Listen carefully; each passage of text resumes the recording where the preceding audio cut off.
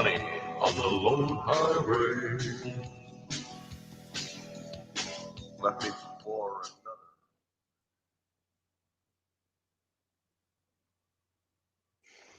Hello and welcome to Operation Scorpio. Today's date is Saturday, October 24, 2020. And welcome to the free range open air and insane asylum we call Earth.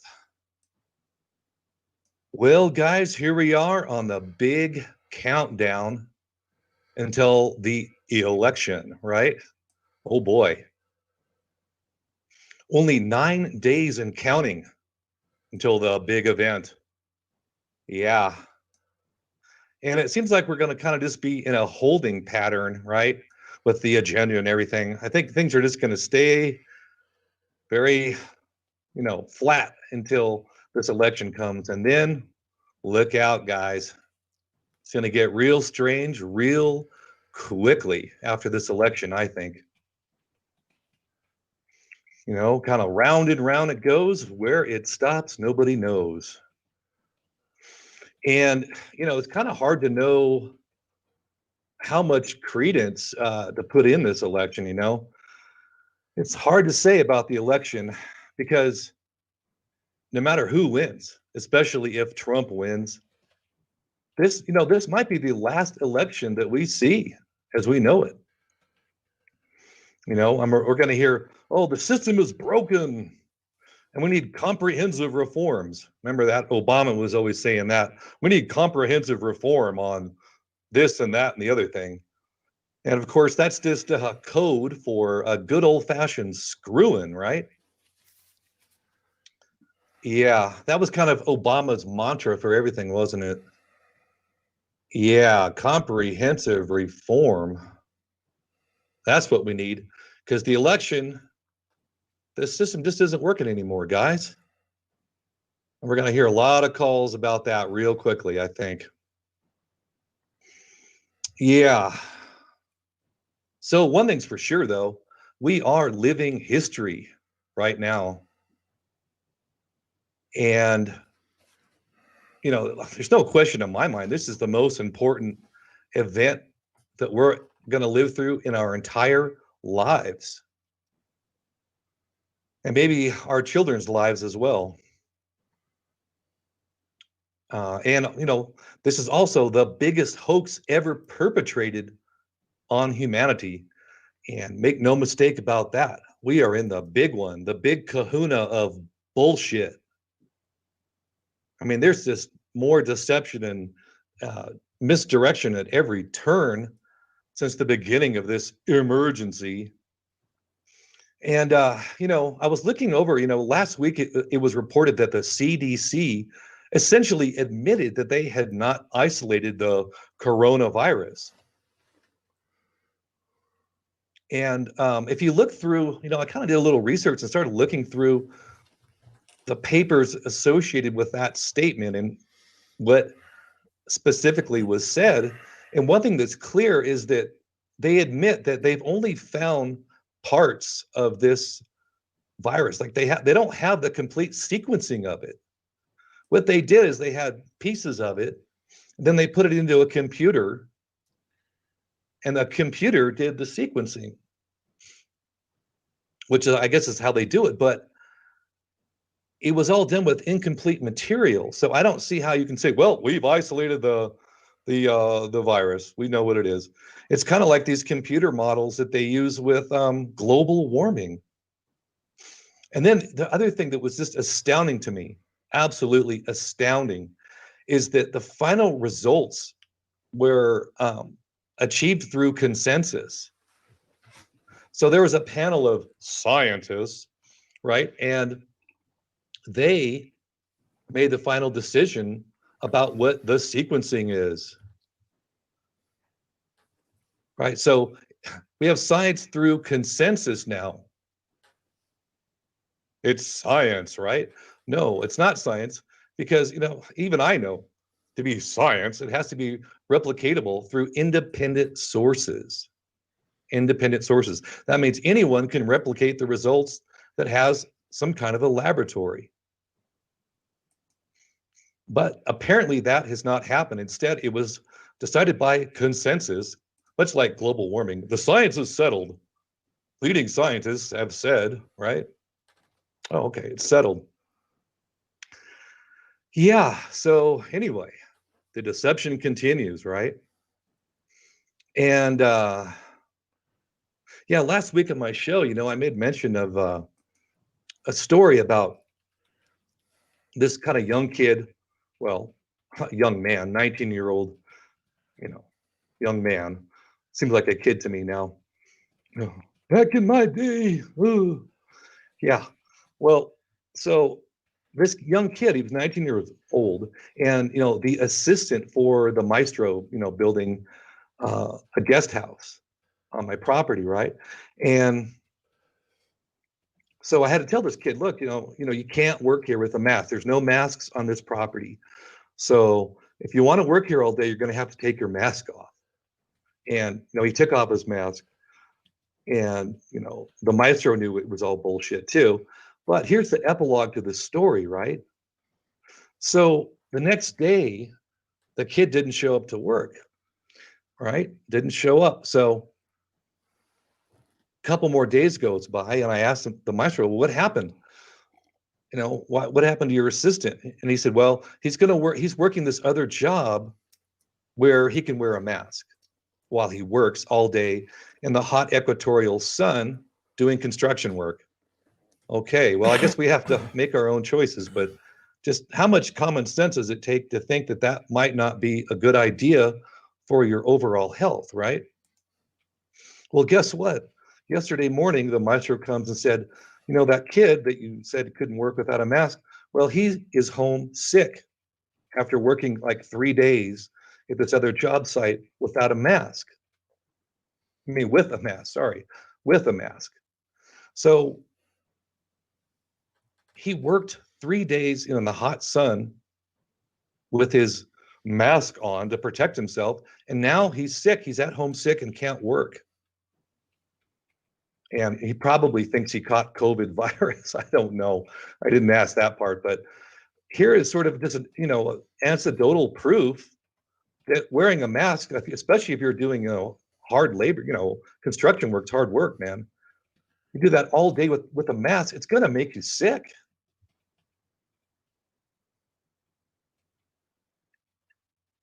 And, I was thinking about this too. Like, have they ever done a scientific study of, what happens to people if they wear a mask all day long while they're working for like, a year or 2 years long? Have they ever done a scientific study about that? Well, the answer is no. No, they have not. So, one way to look at it is at the very least, we're living through sort of a mass experimentation on people's health worldwide. An experiment never attempted before. That's at the very least, right? Because how many brain cells does it take to figure out that, wearing a mask all day is going to be really bad for you? And I was thinking about this morning. It's kind of like putting a petri dish over your face, right? And just let this, whatever happens to grow in that petri dish, is going to be on your mask. And I don't know if you guys remember, but like back in high school, in science class, we did an experiment in biology one time where you have a petri dish, right? And you just breathe on it. Take a couple of breaths on the petri dish and then close the cover up and see what happens in the next couple of days. And within 2 or 3 days, there's just all this funky stuff growing on the petri dish that was previously sterilized. So that's basically what you have over your face. So, and it's like we're kind of like, biological machines in a way. So when we exhale, it's a lot more than just CO2. There's all kinds of other waste products that are coming out in your breath that it has been decided that you were supposed to get rid of by whoever created this body that we live in. So it's not just CO2. And this is a mass experiment at the very least. And of course, anyone that thinks about it very long is going to conclude that this is very very unhealthy, especially if it goes on for, you know, years, as I think they plan on trying to do. And God, yesterday I had to go to the dentist and suffer through a couple of procedures. It wasn't that bad, but when I was in the office talking to the lady and paying for the treatment, of course, I couldn't help myself. I told her, I said, well, do you have any fear of this virus? I don't. I know it's all a scam, and those masks, they're a joke, aren't they? Isn't this just ridiculous what we're going through right now? And she goes, yeah, you're right. You're right. It's absolutely a scam. I don't have any fear of it. And but if I hadn't been the one to bring it up, of course, the subject never would have been broached. But once people are comfortable and know it's okay to talk about it, suddenly they open up real fast. And it was kind of interesting. She also told me, oh, I'm really into chlorine dioxide. Maybe some of you guys have heard of that. And it's supposed to be really good to help oxygenate your body. So I've heard a couple of people that I know talk about it and just rave about the effects of it. So she's going to get me some, and I'm going to use myself as a guinea pig and see what happens. Yeah. And this is kind of interesting. I was talking with this lady a couple of days ago, and she pointed out something to me that's actually really obvious, but I just never thought of it, or at least not recently. She said that government literally means mind control, literally, in Latin. I was like, oh yeah, that's right. I never even thought of that. Duh. Right? Yeah, because governe is control or govern, and mente is mind. And even in Spanish, mente is mind, and governe is like to govern or to control. So that's exactly all they did is drop the e, because in mente, to mean mind is mente. So anyway, that literally means mind control. Duh. I never thought of that, but it's so obviously true. Of course, a lot of things are obvious once they're pointed out to you. Yeah. So I don't know about this election, guys. This is some weird times are coming on this one, man. I don't know what to make of it. I mean, I kind of try to look at it from the point of view of the conspirators. And if you look at it from that point of view, the way to go is a Harris win. Oh, I mean, a Biden win. Yes, a Biden win. Because that way, if the Dems take the House and the Senate, then, blah, blah, blah, there's no resistance, and they have control of all three branches, and yep. But, yeah. But, really, I don't see how in a fair and honest election, I don't see how Biden could possibly win, especially if you watched any of that election. It was just complete and utter destruction on the point of Biden, man. I mean, he just got destroyed the entire event. And there was a couple of times toward the end where Trump was really giving him the 1-2 punch, and he started to look kind of confused, like he had that kind of blank stare, and it was pretty bad. It looked pretty bad, at least from my eyes. Trump controlled himself, didn't look angry or mean. He wasn't a meanie. Yeah. Especially with this scandal, I know it's been covered ad nauseum. I'm sure you guys have already heard about the Biden scandal, but what I find so amazing about it is that what's happening with this event now is that the mainstream media is essentially officially announcing the death of investigative journalism. I mean, they're just coming right out and admitting we are no longer journalists. We don't research anything. We don't look into anything. And the two big cover stories now are, oh, the Russians did it. Oh, the Russians. Another one, which is even more shameful in a lot of ways, is that they're saying it can't be verified. We can't verify this information, so we're not going to report on it. Oh, right. It can't be verified, but like, isn't that your job to verify it? Right. So, how hard can it be? Get out there and verify it, do some digging, look into this thing. But no, we can't verify it. End of story. So, we're not going to report on it. Nothing to see here, folks. Please continue shopping. Yeah. Of course, now you can't even do that. Please stay in your home. Yeah.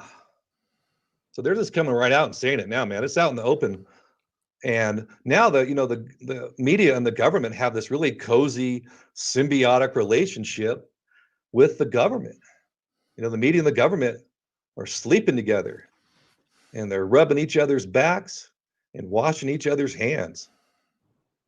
Yeah. Well, of course, it should be the opposite. It should be very contentious and adversarial, but no more. And I was thinking back on this too. When it really started to get kind of obsequious between the media and government was during the Gulf War. Because remember, they had all those embedded reporters, and they just sort of, said what they were supposed to say about, what the military advisors told them to say about what was happening. And it was all very cozy and warm and friendly. Never a word of like, should we be doing this? Is this in the national interest to have this war in Iraq and Afghanistan and wherever else they try to get things going? That was never asked. Never. Very cozy. So that was back in well, I guess, it was that way in the first Gulf War, and then the second one even more so. So by the early 2000s, late 90s, it was really getting cozy between the two groups. Yeah. Oh yeah, Basement 5 in the chat rooms talking about Jeffrey Toobin. Oh man. Yeah, the list of pervs keeps growing, doesn't it? Yeah, he didn't know he was on camera though. He just thought he'd just have a quick wank while he was doing a Zoom meeting. Nothing unusual about that. Perfectly normal. In fact, we can't allow Mr. Toobin to lose his job. It might lead to another Holocaust and anti-Semitism. So, and plus, he has such a great mind. We can't allow to lose that. No, he's special. Nothing wrong with what he did. We'll bring him back in 6 months after a little cooling off period. Yeah. Yeah. So the cover up for Groper Joe was unbelievable. And of course, I think it's a lot bigger than just to protect Groper Joe. Because, America has been for sale for a long time. And if you think about it, if you just have capitalism without any kind of moral code or moral behavior or societal agreements that are agreed upon by everyone involved, well, why shouldn't the government be for sale? Everything's for sale, right? We're just here to make money. That's all that matters. Yeah. So why not sell the government? And so, China's been buying up every military and industrial secret that wasn't nailed down to the floor since the Clinton era. Remember, what was it, Chinagate back during the Clinton regime? Chinagate, down the memory hole. Didn't happen. Right. So, man, I walked down into town, and I ran into that Army Ranger guy again that I was talking with, and he kind of mapped out the scenario more. He's certain we're going to war in the next couple months. And this guy's certainly eccentric. Well, I'm eccentric too, but he's eccentric in a different way. He eats like a dozen hard-boiled eggs a day and has a pistol with him wherever he goes. So this guy is serious. He's not a joker, and he served in combat and stuff, so he knows a lot about the military. But he was saying that he kind of mapped it out more, and like the whole Orient is going to be in play in this scenario that he believes is on the verge of happening. So like China's going to try to take Japan and settle some old scores there, right? A lot of animosity historically between the two countries. And that the Russians will support them in that because a lot of animosity historically between Japan and Russia too. And then, all the islands are going to be in play, of course. Hong Kong, Taiwan, China's going to invade and occupy those. And even Australia will be in play, according to this guy, because, Australia already sold most of its mineral rights to China. So China can just say, hey, we have a contract. These minerals are ours. And by the way, while we're at it, we're going to go ahead and occupy a lot of property where there's minerals.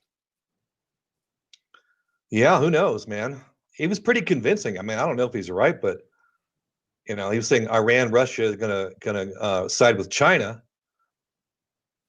And also, this is kind of interesting. He said that everyone's going to gang up against Israel now because Israel's going to be in play because all the Arab countries are going to want to move on Israel once, all the fighting starts and everything's kind of in chaos. So we'll see. It was an interesting scenario, and he was pretty convincing too, I have to say.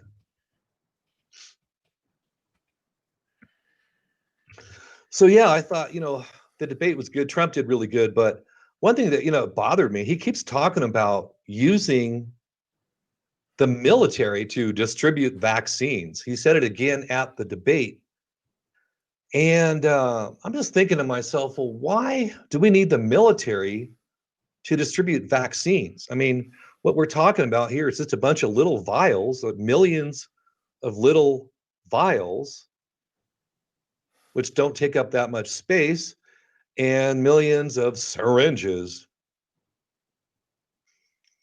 So why do we need the military? I mean, it doesn't sound like that difficult a thing to do if that's what you really want to do. And of course, using the military, somehow there's the implication of force, because it's not like the military is going to be driving around giving out vaccines without guns. They're going to have their guns, their pistols, machine guns, and whatever else they bring with them. So yeah, I don't know, man. That's kind of strange. I don't see why he keeps going back to that. But part of what I see is that no matter who's elected, this agenda is going forward. Of course, Trump will do things, I think, to try to slow it down. But if you look at it, it's expanded very rapidly. So I don't know. There's only so much he can do. But what I'm seeing though is like they're acclimating people to just, if we have a problem, well, just use the military. It's normal, and they're really just acclimating us towards that. And if you start noticing in news footage, you'll see a lot of, news footage where there's just like some military guy just standing in the background for no reason. Like, well, what's that guy doing in camos back there with the machine gun over his shoulder? And of course, we're having to use the National Guard to quell some of these riots that are happening, right? More guys in camos with machine guns or semi-auto machine guns. So I just see this sort of thing where they're just sort of getting us used to seeing more and more guys in military outfits doing stuff for civilians. And, these field hospitals, these emergency field hospitals they're building, I guess the newest one's in Wisconsin. And again, they're all staffed by what do they call them? Field medics. Yeah, field medics and other military guys. So everyone there has either got a white coat on or a camo outfit on. Of course, they're devoid of patience. Never mind that part. Like at the one in New York City at the Javits Center, that was pretty much devoid of patience, but lots of guys with camos walking around. And That one guy, I think his name was, Lincoln Kareem. He just set up his camera for hours in front of that thing and zoom in, zoom out. And a couple of times an ambulance would pull up and they'd open up the back and it'd be an empty stretcher with a couple of boxes of stuff on top of the stretcher, and they'd bring it in, and then later they'd bring out another one with some more crap in it, but no sign of any patients coming or going, but lots of military guys walking around. And then, of course, if you look on the news too, when they're at the food distribution centers, lots of guys in camos handing out the food to the people, the long line of people. So yeah, lots of people in white coats and lots of people in military gear, and then lots of people with full-on biohazard gear. That's what we're getting acclimated to seeing, and of course normalized.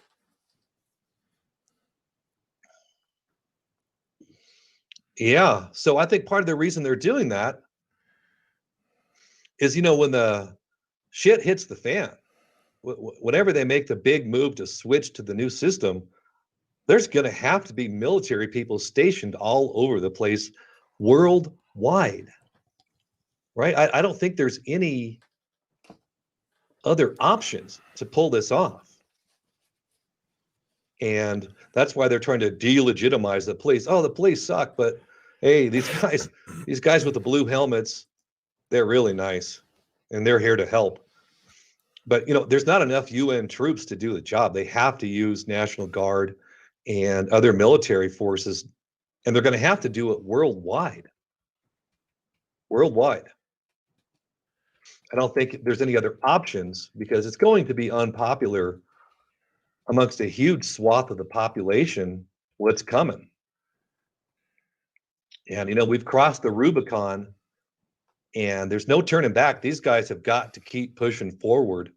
We've come way too far to not keep going. Yeah, so those were some of the things on my mind this week.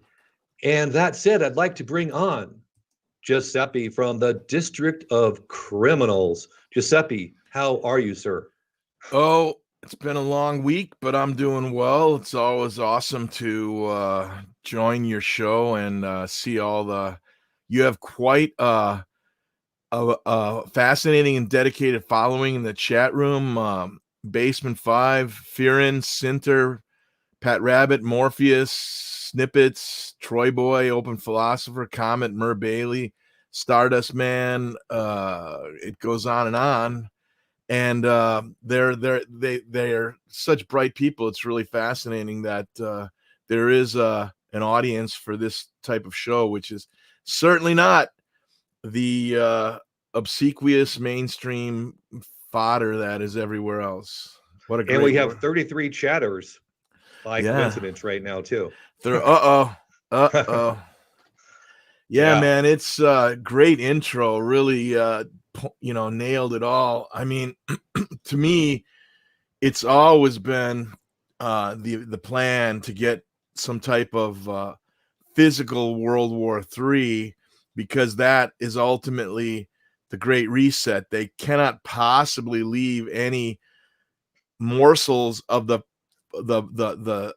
Zionist bubble economy, where they have stole so much money, probably hundreds of trillions, if not millions of trillions of dollars, from the average citizens of this world with their bubble scams and their you name it. The kosher casino, Wall Street, is the best example. And especially when you factor in that whole Deagle report that the great Jim Fetzer always likes to reference. But what's interesting is he just talks about the United States population being slashed by 2/3. But I looked through that whole study, and it essentially also slashes Canada, Great Britain, Israel, anyone who's a puppet ally of the Zionist leadership is decimated. So that's what they're predicting is a world war, that the countries under the sway of the great parasite are destroyed, basically. And what's interesting is we have Greg Felton coming on next hour, the brilliant author of The Host and the Parasite, who can discuss just such matters. Right on. Well, let me ask you, you brought up the Deagle report. How much credence do you put in this as something legitimate? I mean, a lot of people have referenced it, but what kind of credence do you put into it? Well, Deagle is their business is they are what would you call it? Consultants to the armaments industry, and they know what's going on with present military capacity, future military capacity, weapons, and then they sell that knowledge. You know, they're a specialty consulting firm. So I actually put some credence in what they say. I think they did it for shock value to draw people. How much free publicity are they getting? You know, it's comparable in my mind, in my twisted mind, to what Neil Ferguson did with that outlying doom and gloom report for the so-called Corona 19 virus. So I think Deagle, you know, whipped up 20 scenarios, and that was one of the most heinous, but they put that out because they knew that it would draw them amazing amounts of free publicity. Right. Good point. Yeah, and I guess Britain goes from like 65 million to 15 million.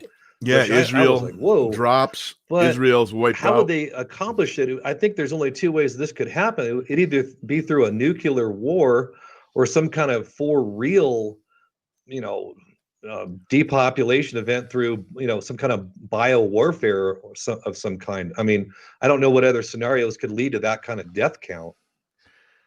Yeah, I mean, I think that the obvious scenario is Israel creates a hot war with Iran. Russia backs Israel. Russia backs Iran. We back Israel. And then all of a sudden it gets going, and then China sees its chance. But China sides up with Iran and Israel because of the whole BRICS thing. Iran and Russia. And that's how that happens. You know, it's funny. There's two ways to look at it. There's people like Mr. Rowe who claim that I've heard him say on his show and on the High Council report on late Wednesday, early Thursday morning with Joe Tones and Hijacker that the U.S. military armaments are so sophisticated, so above what everybody else has, that what people think are UFOs are just America showing off. Hey, my eye's listening. Hi, my eye. That's over on the video part of it. YouTube. Oh, right on. The that we're just going along and making all this money, but we're so vastly superior. And you know what? It's possible, but I kind of doubt it. Having had my wife work with the Beltway Bandits for the last 10 years and have her uncle have a high position in Raytheon. So over the years, I've heard what it's like in this place.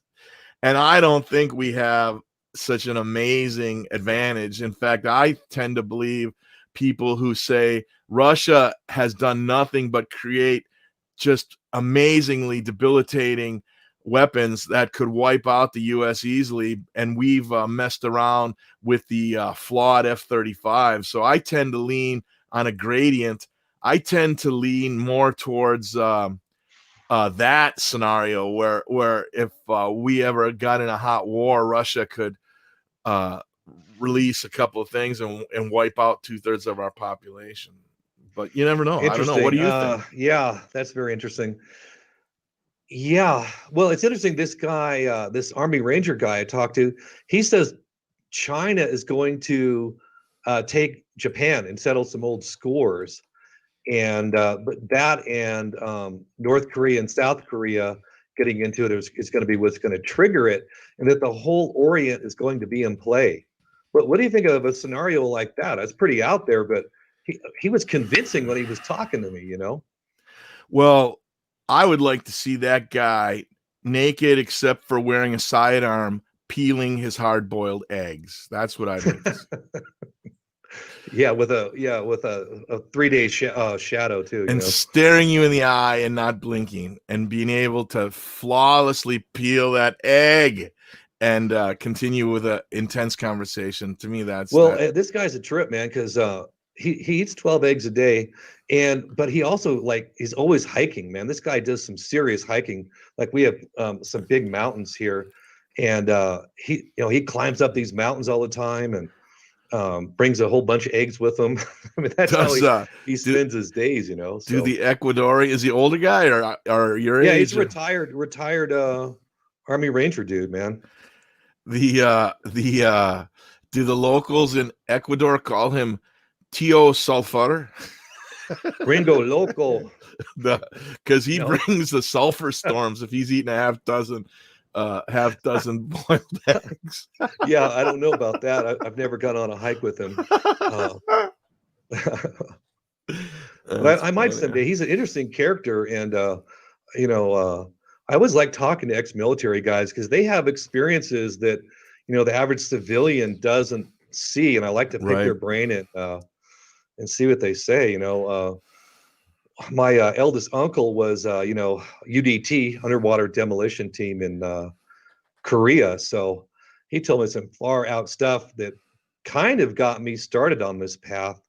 Now, he used to point out he got into academics after the military, and he used to tell me how many professors at the university that he was at were actually CIA agents, worked for the CIA and were just in, their cover was being a professor at the university.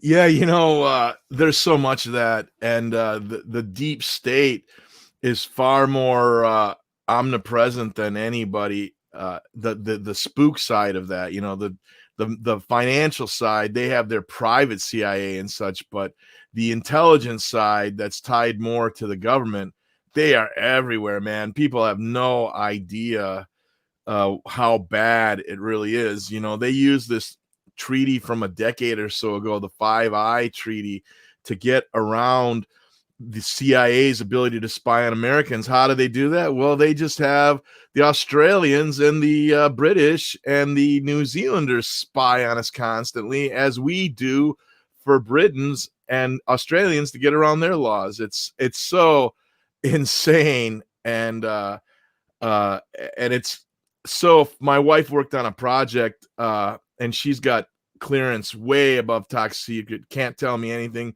The one thing one time she said is that these people on the internet who are all paranoid about how much they're being watched, they have no idea. So it's bad. Interesting. It's really bad. Yeah. So we'll see, man. It's just everything's in such a weird place right now, and I keep having this feeling that something really big is just around the corner within the next few months myself. It's just like an intuitive feeling I've been getting. Have you been feeling a kind of strange? It all blew up eight months ago when they launched this massive fear pandemic, this scamdemic of turning the common coronavirus, which is the common cold. It's everywhere. It's in every mammal. It's in every reptile. And that's the new nano terrorist. And, you start digging a little bit. And as everyone knows, we've said this, Bill Gates is a psychopath. He's been propped up. He's a Satanist. And he's been propped up for 10 years to be the new vaccine global messiah. And then you look at the backup with that Rockefeller Foundation report outlining the Operation Lockstep, which we're now living. And so the energy is so different that, when we interviewed David Icke last week, he said the hidden hand is now in the room and the door is closed. So we have an opportunity because they're all in, as I said to him. That's the fact, but they're also insanely evil and powerful. And, the only strategy we have is we have to, like your Army Ranger, instead of boiling the eggs, we need to wipe out, literally murder, hunt, and remove from this planet all of the globalists. There's only about 20-30,000 of them, and to have a peaceful world with decent nationalist countries, sovereign nationalist countries, you got to break a few eggs to make an omelet, and I would like to see that omelet. And so right now they've identified themselves, and they need to be taken off the chessboard, as they say. We got to make a 12-egg omelet, right? Right. Yeah. So do people have the courage to do that? We'll see, right? Everybody talks about everybody. Well, people who are awake talk about, Jim Fetzer, there's 130 million Americans with guns. If they, the average person with guns isn't going to stand a chance. We need the professionals. We need the former SEALs, the former Rangers, the former who can go up against the private security of the Rothschilds, of the Rockefellers, of Dick Cheney, who is a traitor and a murderer and should be hanged or shot in the head. And so we need professionals to step up and do this for us. Those are the people who break the eggs and make the omelet. And then the next challenge would be, there's so many opportunists and scum who will say they're with you, and then all of a sudden we get the Who song, "Meet the New Boss, Same as the Old Boss." So I don't know. I'm a little cynical about the whole thing, unfortunately. I mean, of course, I'm fighting it. Otherwise, I wouldn't be doing this and entering, because this is the final stand. This is truly good versus evil. But, I look around and I see the millions of shitheads who obediently wear these masks, who obediently destroy their health.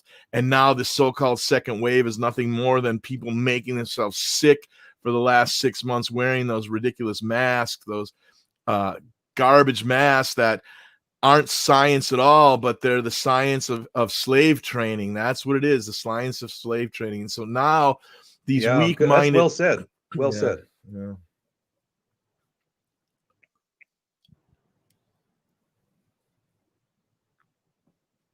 So anyway, that's I didn't mean to interrupt you. I was just saying I really like that phrase you just used. That's excellent. Well, it is the science of slave training, and sadly, there's nothing more offensive than these Soros color revolution idiots, these politically correct modern people, these soccer moms, and these go along to get along dads, and Bruce Springsteen, who's gonna move to Australia if Trump wins. And it's like, my God, I mean, I am no fan of Trump. He is utterly controlled by the Zionists. But if you think that President Kamala Harris, the Luciferian Philatrix, is going to make a good president, you are out of your flipping mind. That's a good one. Another good one, Giuseppe. Yeah. People in the chat room are talking about chickens and free range eggs and stuff. Have you ever had chickens, Giuseppe? Oh, of course. Wherever we live, we track down organic farmers and we buy direct. It's delicious. Yeah. No. I mean, have you ever had like your own chickens? Have you ever... No. I'm a city boy. I mean, the one when we lived in New Mexico, we lived rurally, but no, I'm a city boy. That would be something to have your own animals. I would become too attached to them. I could never kill them. That is a problem for me, to be honest. I have egg layers.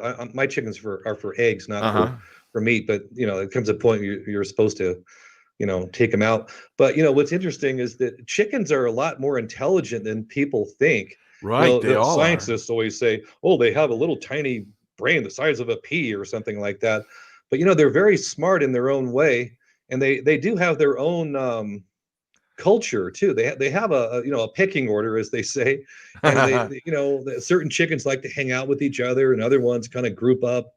They have kind of friends, and it's kind of funny. And also, chickens live in a rape culture, Giuseppe. Just so you know. Yeah, I am familiar with that. It's pretty wild, and they all have every sentient being, even insects, they all have personalities and they all respond to love. It's just more proof that we are animated. What the heck? Why is Bruce McDonald Well, calling the me? roosters don't ask; they just do what they do, and it's over pretty fast. And then they go on with things. So yeah, chickens are interesting, man. And they know how to find bugs, and they spend the whole day looking around for stuff to eat, and then they take a little nap, and then I don't know. Chickens are interesting, man. I've learned a lot from watching the chickens. I never thought I would, but they're very interesting creatures. It's amazing. And I mean, nature is nature. There's a food chain. But what's so fascinating about, the arrogance of humans to think they're above nature, and that really, really came from the indoctrination of the ridiculous belief that the bipolar, mentally ill Abraham, God was talking to him, and that's where the three religions come from: Judaism, Christianity, and Muslim come from. And there's a million paths to heaven, as I'm paraphrasing some mystic, but the point is you can become a very decent human, a spiritually awakened, enlightened person through any paradigm. But unfortunately, most people don't use that as a foundation to find your own enlightenment. Instead, they become rote repeaters of the dogma, and they judge you, and it becomes like a sports team. I'm a Catholic, so you Jews or you Muslims, you're my enemy, and it's just, and all of that, the idea that that's infected. It's like a cancer, the arrogance of the human sentient mind, to think that we're above nature, where in reality the only way, I mean, we're already well on our way to the mass extinction event that's going to destroy all life because of that arrogance, because of our unwillingness to show real wisdom and to show real to be a shepherd of nature, to be and create a scenario where we live in harmony with nature. But that's where the satanic evil, the Talmudic Jew, the globalist, the Satanists are literally, their real goal is that shooting war, is that decimation of this planet, to create this mass destruction of everything. So the post-apocalyptic dystopian remains allow for that type of demonic entity to enter the physical world. And so that's what they're going for, and it could happen. I hope not. I'm fighting it, but yeah, let's hope not. Yeah, you're painting a Hijackerian picture here for us right now, Giuseppe. Well, yeah, it's is that a word? It is now. It's a pretty good one. I mean, it's been a long week, so I'm weary, and so when I get weary, I become a little darker and more cynical. And it just seems to me, with all these shitheads, and last night about 1 a.m, I finally got done with all Fetzer's stuff and everything, and creating the animations for your show today with Greg Felton. And my wife got a text from her lifelong friend. Her parents were in the Foreign Service in the 80s, and she lived in East Berlin as a little girl. And the U.S. government didn't acknowledge that East Berlin and the wall existed, so they'd have to go to school. They'd live in East Berlin and go to school in West Berlin. And she met a childhood friend then. They've been friends for their whole life. And this woman it was married to a guy, and he was jealous that she made more money than him. So now she's a single mom, and she's really a good mom and a great artist, and like yourself. And last night she texted that her 2 sons, which are about like age 12 and 9 or something, tested supposedly positive for COVID, right? For Corona. And now they're what is that? What's the word? Isolated. It's quarantine. They're quarantined. They're doing the whole contact self-isolation. Yes, contact tracing bullshit. And she's freaked out by And I just became enraged. And as you well know from our guests, such as Dr. Judy Mikovits and the many others, this is all a scam. This is all a lie to gain control by the handful of those Satanists. And so this is all happening together. The last 8 months, you're talking about your intuitive sense, man. It's totally happening. This is ridiculous. It's offensive. And I was waiting for one of our circle of friends that, you know, to for this to happen to somebody. And now it is. And it's just, I am incensed by this. Well, let me ask you this. Are they asymptomatic, or are they actually, do they have the sniffles?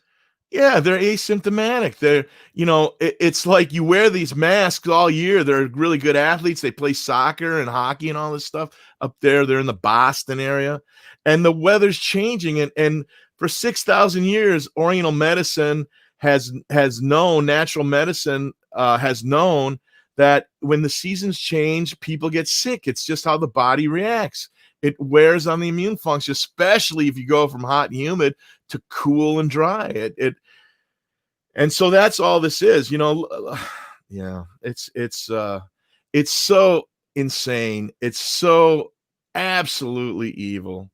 And now, you know, I'm getting a blow by blow, and it's just, you know, wow is right. Yeah. And what's amazing is they're not even sick, but they you know, plug some did they take the nasal raping treatment, or is that what they did? I'm sure that's how they tested them. That's the test.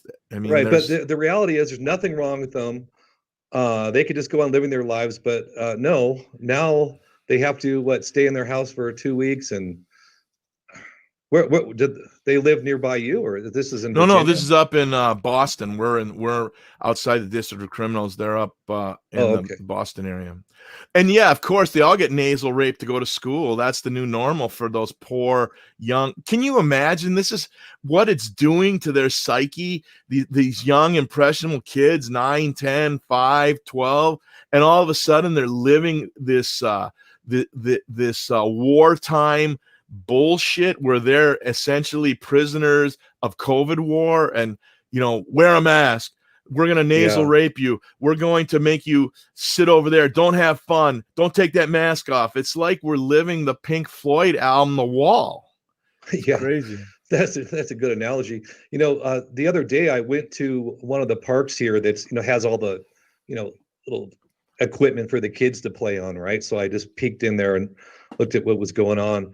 And there was like maybe 7 or 8 little kids in there, all of them wearing a mask, playing, you know, on the slide and the jungle gym and all that kind of stuff, wearing a mask. And it was just incredibly sad.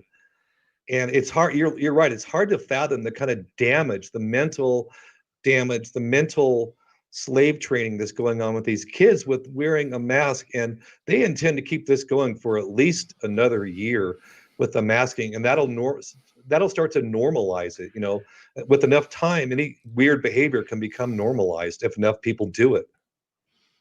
Exactly right. That is the key point. And look at how quickly the average normie, oh, I'm scared. I don't want to die. I don't want my kids to die. How quickly they put those masks on. Even since day one, I've never worn a mask. I keep telling people, and more intrepid researchers are pointing out the real science that they're worthless. But they don't want to hear it. They're like, oh, no, I don't want to die. I want to wear a mask. I'm gonna get the Bill Gates shot. I don't want to die.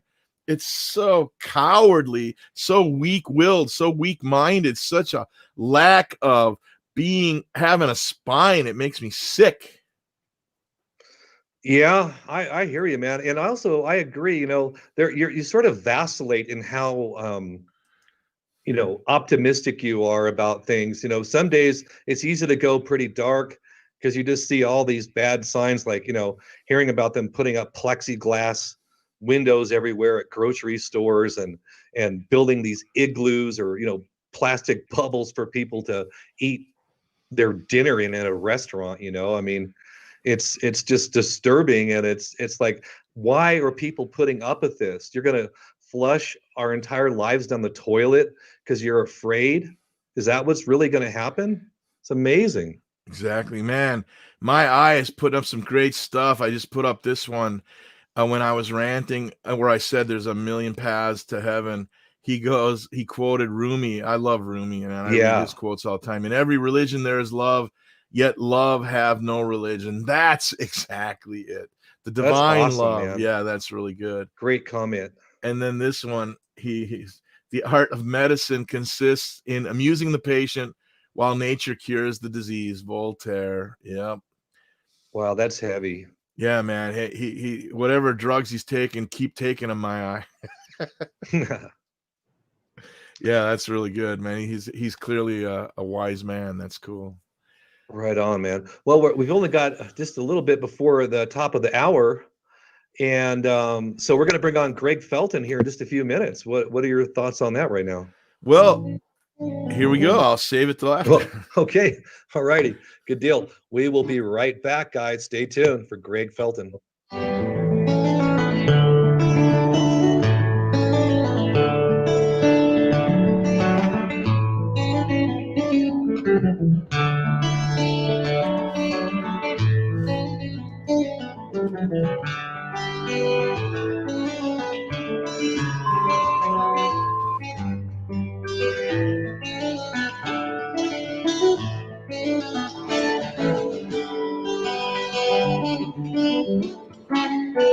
Listen to Revolution Radio at freedomslips.com. We'll be right back. Okay.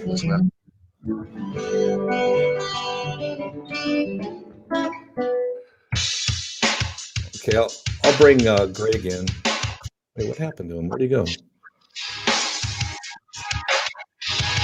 Oh, nice. Enter into a world unseen on Raven Star's Witching Hour. You will encounter eclectic topics from the realm. You want me to bring him in? I have him. Man, what a great first hour. I'll tell you what, I am tired today. I can hear it in your voice. You sound tired. And I've noticed for myself, when I'm tired, I get more dark. My thinking does, right? That's exactly me. And with me, with the dysfunctional childhood, and I have had PTSD my whole life, and it's easy for me to get very dark. I work, my whole spiritual practice is to keep that locked away, so yeah. But it's kind of getting me today that, what always brings it out is the unexpected things. Like my wife's friend is such a wonderful person, and I'll have to take some pictures of her art. She's all into African culture, and when she retires, she wants to go run an African orphanage. She's so cool, and she draws paints and likes to draw in native African style, and it's so cool what she does. And what the heck was I? Where was I going? Oh, and for her and her sons, man, I've played with them when they visit. They're such awesome boys, and for them to go through it breaks my heart, and then it enrages me, man. And that's where I'm at. I mean, yeah, I know what you mean, man. It's like the full spectrum of emotions, especially when someone in your own life is falling for this hoax. There's nothing. They're not even sick, but they convinced they are sick. It's amazing. Or they're a danger to other people now, Yeah. So did you bring him in? Yeah. Okay, great. All right, there it is. Let me get ready to bring the.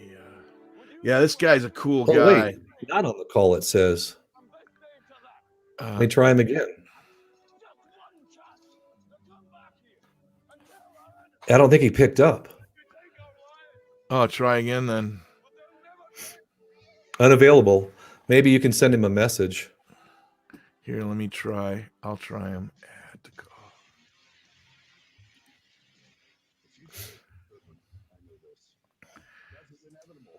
I know this.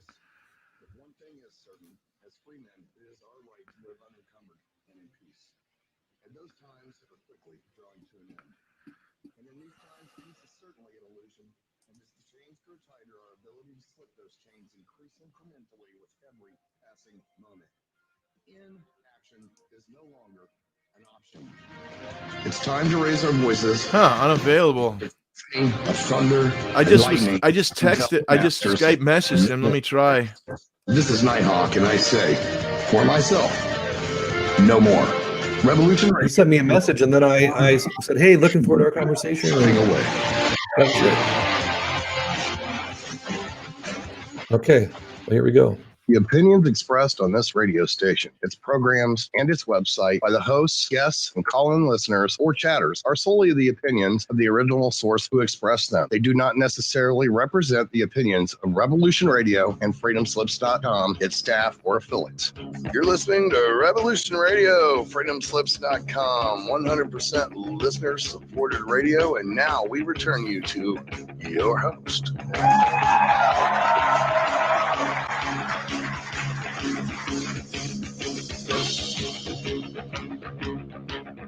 Okay, we are back for hour number 2 of Operation Scorpio.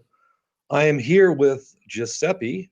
We've been having a conversation about this crazy world we live in.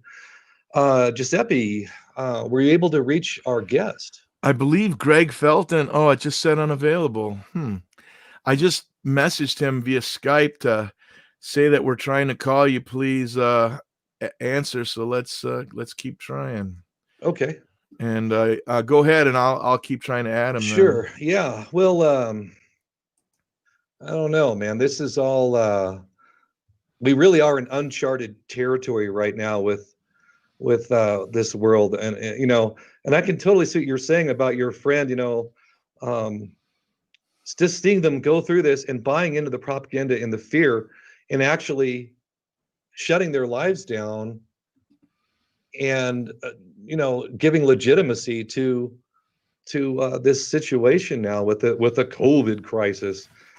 It's disturbing, and it's funny how I was talking with this lady the other day, and she's very well informed, expat down here, and she said, some people are going to defend this to the very end, even as we see the agenda unveiled all the way and where we're really going with this. She said some people are going to defend this to their last breath, and I think that is true. It's like my cousin that's a nurse in San Diego. She's admitted to me several times that there's nobody in the hospital with COVID. Place is a ghost town, essentially, but she still believes that this is all real. And I'm crazy. I'm a nut, and that they're just waiting for that big surge of people to come in. It's going to happen any day now. Well, what's ridiculous, Scorpio, is you mentioned Wisconsin, and what actually is going on there is there's supposedly a big outbreak, in the northern part of Wisconsin, where Green Bay is in the 2/3 of the way up to the north, and then farther up north towards the Canadian border. It's supposed to just be this massive outbreak. So there's a hospital up there, a mid-sized hospital, Brown County. Brown County is where Green Bay is, the Green Bay Packers, and it's not a large hospital. It's a mid-size at best. So you figure they've got maybe 24, 36 beds that they could dedicate, and their emergency room intensive care is probably 16 beds mass. And so they're making this big deal. Number one, people wore those masks, and that's what's making them sick in combination, as I mentioned in hour 1, with the seasonal change. This is when people start to get sick. And when you're under constant anxiety, your cortisol levels are through the roof because of this fear and this worry about, oh my God, I don't want to get the nano terrorist. And so that's why people are getting sick. So they're like, oh my God, it's a COVID-19 second wave. No, it's not.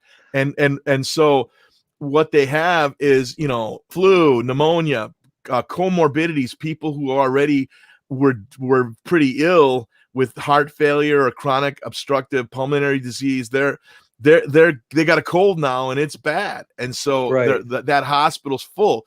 So they make it seem like, oh my God, it's ground zero. So down the road, about 90 minutes, is the permanent Wisconsin State Fairgrounds. It's in West Allis, Wisconsin. West Allis is the little working class suburb right next to Milwaukee. So they have a permanent big fairground convention center. And now they're hello, is this Greg? It is. Hey, Greg, welcome, right. man. That was nutty. But hey, I'm glad you're here. Got to say, I want to get my Admiration Society stuff out of the way. I've heard many of your talks and interviews. I own your book, The Host and the Parasite. Read it multiple times when I got it about 2 years ago or 1 year ago. It kind of blurs. But hey, glad you're on the show. There's so much to talk about. So first off, how are you, and how are you handling this insane fear-demic? Well, I'm doing fine. I'm not ill. The whole family's fine. Because of the nature of my work, I'm actually not very severely affected by it. I teach, so I can teach either over the internet or I can teach in person. So I think I'm lucky that I'm not as hard done by as most people. As far as the epidemic goes, the pandemic, I am not quite certain how much of it is overreaction and how much of it is legitimate concern. There is, I think, an attitudinal problem. The people are, I think, falling into lockstep a little bit too easily. And I do think a lot of the mask wearing is overdone.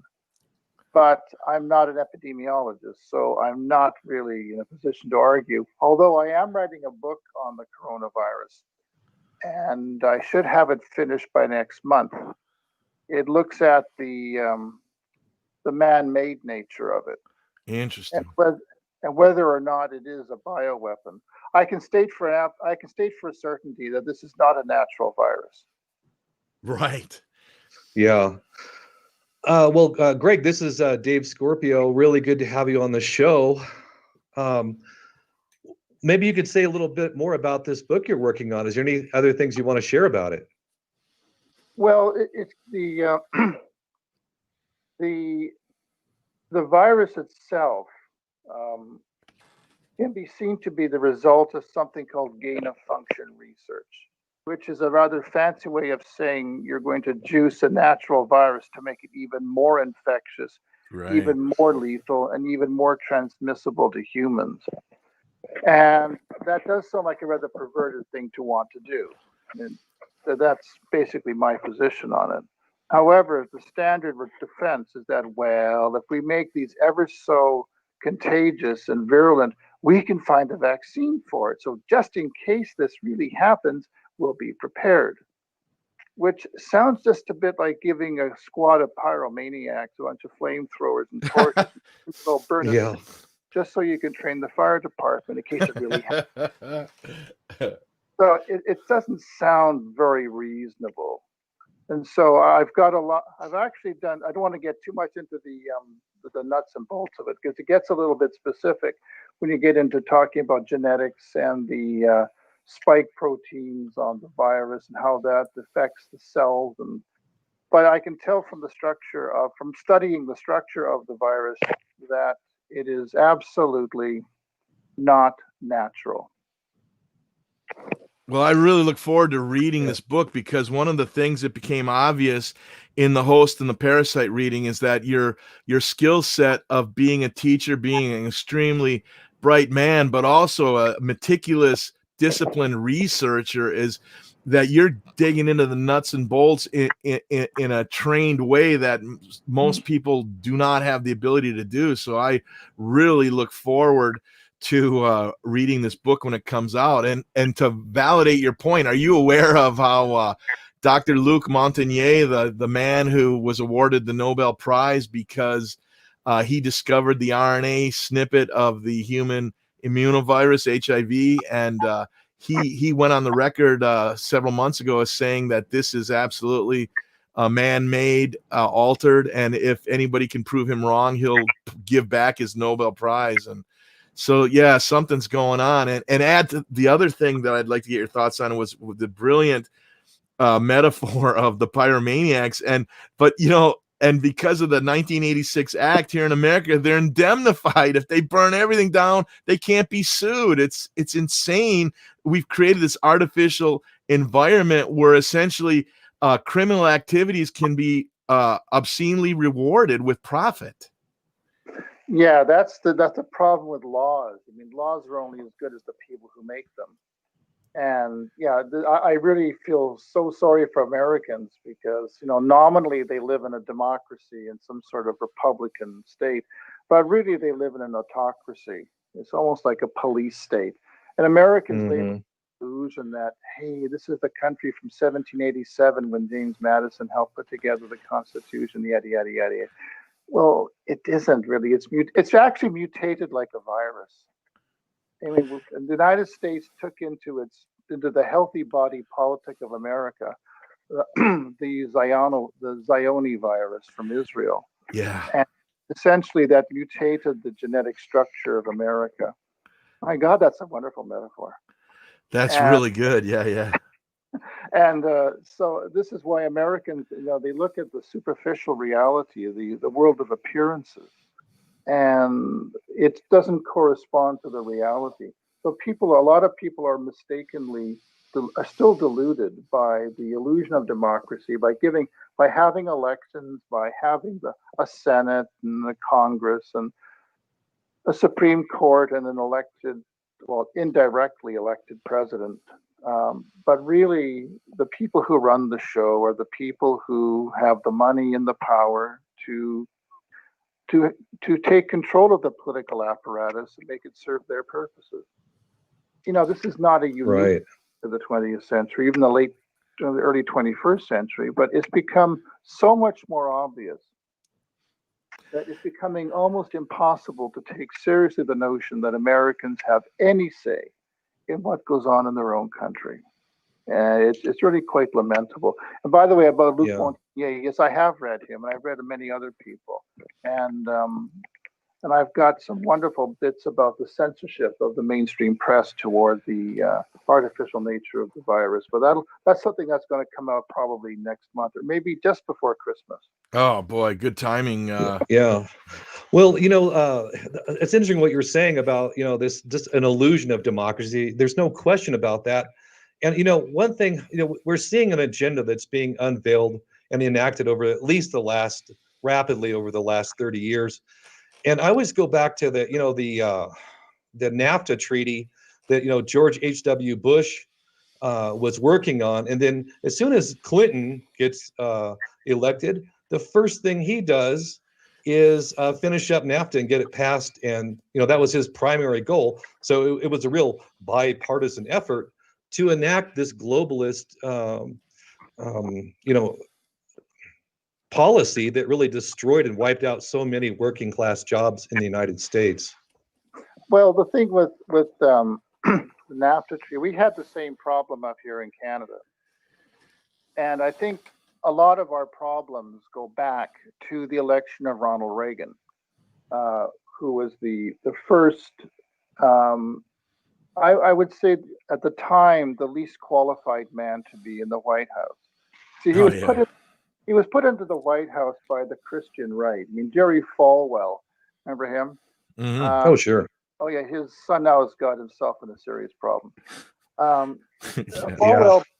Falwell boasted that it was Christians who put Reagan in the White House. And the tragedy of it all is that he was quite right.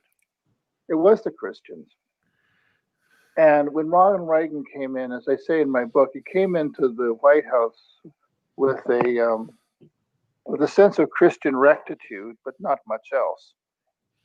And Reagan, he ended up turning America away from being a democracy to being almost a quasi, how can I put this, a quasi-authoritarian regime. He didn't understand government. He didn't understand economics. He only understood his own general biases.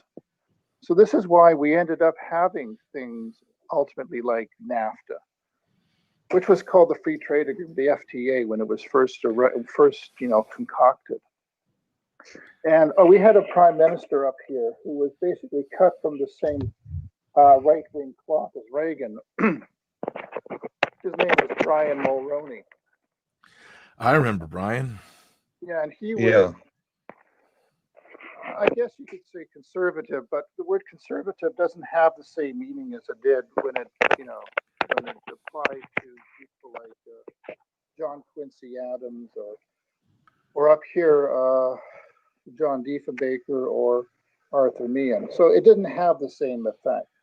But what it did was essentially turned back the clock on any of the progressive reforms that had been enacted during the 1960s.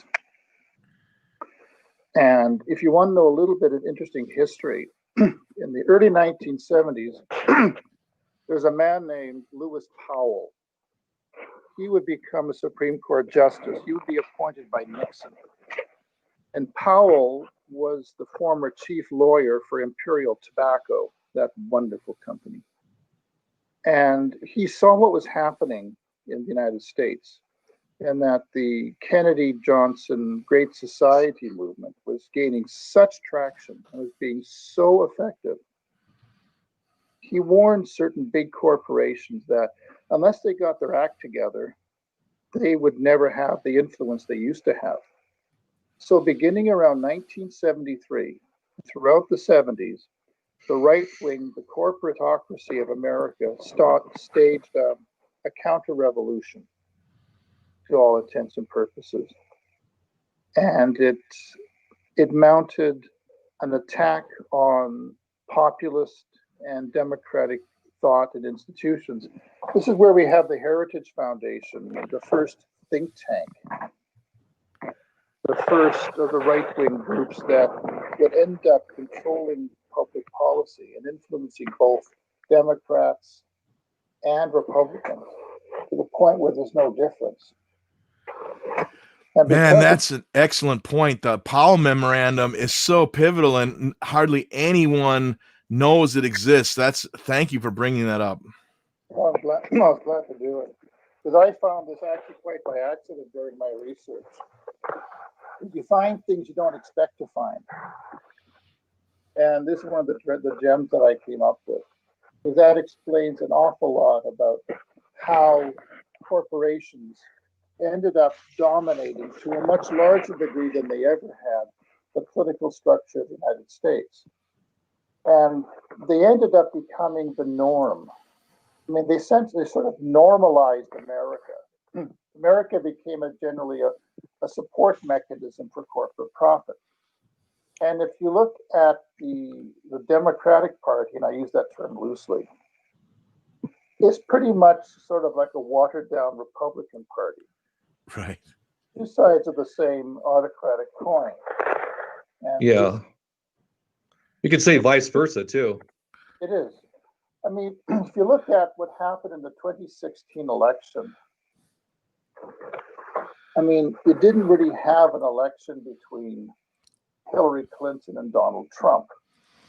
You had two institutions, the Republicans and the Democrats, going after each other. And they all agreed to play by the same rule book largely. I mean, they're both owned by corporations. They're both largely anti-corporate tax. I mean, the Democrats are slightly different, but not that much. They're both pro-Israel, which means they're both treasonous. So we had a situation That's a in the good point. election where you had a party of the Democratic establishment had to put up a candidate that it could be sure it wouldn't upset the apple cart. Because the last thing the Democrats wanted to do was ensure that Bernie Sanders got elected, and through his progressive policies, undermine the corporate foundation that gives the Democrats its power base. I mean, we could have had a really good presidential candidate, but it's more important for the Democratic establishment to preserve their privileges and their corporate friendship than to do right by the American public. So today we have essentially a one-party state that differs little from that of Soviet Russia. We kind of split it in half and pretend it's two parties. And so this is one of the problems with the United States, is that beginning with Reagan, we ended up on what I call the slippery slope to neo-fascism. Now, that might sound like an unfortunately exaggerated term, and it might turn a few people off, but it's actually true. Right. You know what's interesting, Greg, is I'd like to get your thoughts on the idea that back around 110 years ago or so, the pioneering mind manipulation work of Freud's nephew, Edward Bernays, really helped corporations influence the lifestyle and purchase habits of Americans. And then via the Powell Memorandum, they realized they could go farther and pretty much influence government thinking, and so now it is a fascist state, neo-fascist state. There's no way around it. Well, actually, I talked about Edward Bernays. Edward Bernays, again, you're right, he was Freud's nephew, and he is the father of the term public relations. Right.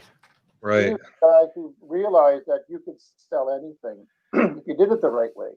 And one of the first things he did was give women the right to smoke. Right. And because of that, women now have an equal opportunity to get lung cancer. Torches of liberty.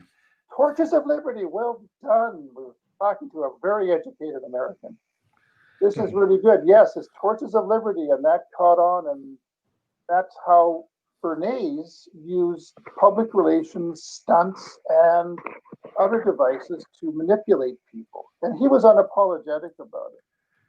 One of the worst. Yes, he was, and of course, then this goes on to metastasize into. He worked for the CIA essentially, and helped foment revolutions in South America, and found ways to influence the populace for government. So it got even worse than just selling products. Yeah, he actually misled President Eisenhower into thinking that Jacobo Arbenz, the president of Guatemala, was a communist. Right. But in fact, he was a liberal Democrat. He just wanted better wages for Guatemalan workers. But United Fruit Growers, which was the real authority in Guatemala, got Bernays to propagandize Arbenz as a communist, because fruit growers don't want to pay a living wage. Eisenhower made an error. The Marines were sent in, overthrew Arbenz, and put in a nasty dictator, which is what America always likes, because American nasty dictators are good for business, bad for people, but good for business. And that's good for America. Yeah. Very interesting. It's amazing how little people really understand about the world around them, because so much of it is filtered through a propaganda lens. If you're aware that you're being lied to or being manipulated by an advertisement, you're okay, because you know what you're up against. But if you don't know you're being manipulated, you're a victim, and you're exactly the kind of person corporate America loves. Well, Greg, how insane is it that people the average American gets more excited about the Super Bowl commercials coming than the game? They're very well produced. I have to say they're extremely effective, entertaining commercials. And I despise advertising, but I have to admit I do appreciate art. And people like it because they know they're going to get a quick hit, maybe 30 seconds or even less now, of a very effective bit of propaganda. And according to some neuroscientists, people who are easily entertained need a hit of humor or a stimulation every 6 seconds. Wow. So the stimulation you get from a commercial is more rapid fire than a football match. So people look forward to commercials because I think Americans generally like commercials. They do. It's like a mini show. Yeah, absolutely. What's amazing that I noticed beginning, especially in America, about the 1980s, the early 80s, with this whole greed is good thing, as they started to put like radical phrases like fight. I'm paraphrasing, these aren't actual phrases because this is off the top of my head, but things like fight the power and take down the man kind of thing, but they put it in like Levi jeans commercials and Budweiser beer commercials. So they totally neuter the drive of young people to make actual societal change. Instead, their great statement is to, yeah, man, I'm going to take down the man. I'm going to buy a pair of Levi jeans. It's so insidious that they take over the mind of the unaware at so many levels. That's quite true. And the truth about media. Now, Americans are proud of the First Amendment to the Constitution, and they're proud of having a free press. But if you look at the purpose of the press, and this is not unique to the United States, it's pretty much the way it's always been, but in the United States, it's, I think, a little bit more pronounced, that the press is not so much an information medium to enlighten the electorate so they can make informed decisions. It's a behavior modification mechanism that's being run by essentially an elaborate psychiatric or psychological enterprise called the American government. Oh, well stated. Absolutely. And look what they're doing now with 24/7 COVID hysteria. Let's just take a wrecking ball to Western civilization because we're afraid, and let's wipe out all the small businesses, and just so everybody will be safe. And it's just a nonstop symphony of fear right now. It is, although to be quite honest, I'm not. Okay, Greg, we're at the bottom of the hour break here, so just hold on to that thought, and we'll be right back.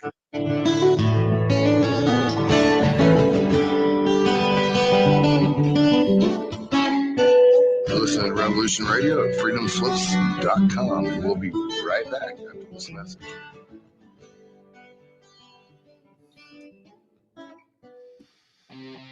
We did not engage in conflict that was out of line with our mission. Is it disloyalty? Is it treason to oppose the hands of tyranny?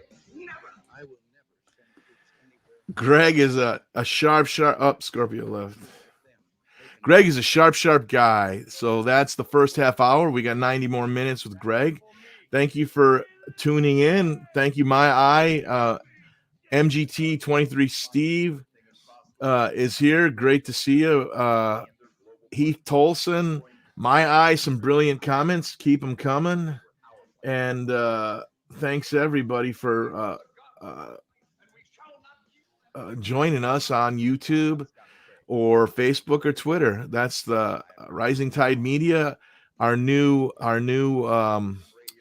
launch. It's brand new. You can go to we just put up a website last week, ourtidemedia.com, and eventually it's pretty raw yet because haven't had a lot of time to deal with it all, but we will. And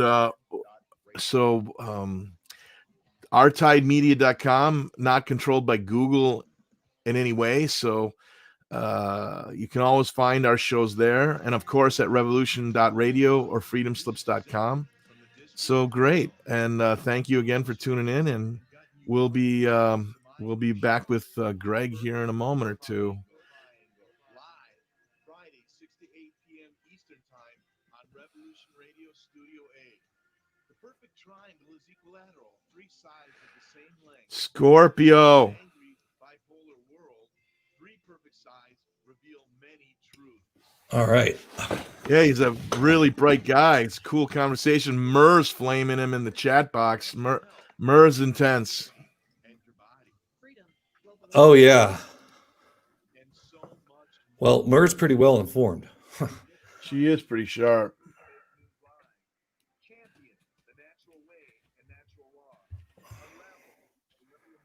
Yeah.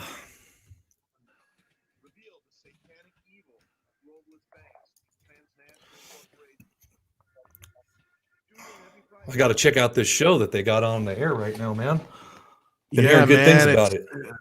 Yeah, it sounds kooky. I want to ask Greg about this transformation of corporations from the right to the left. I mean, we used to associate, corporations with the far right. Now it's gone to the other extreme.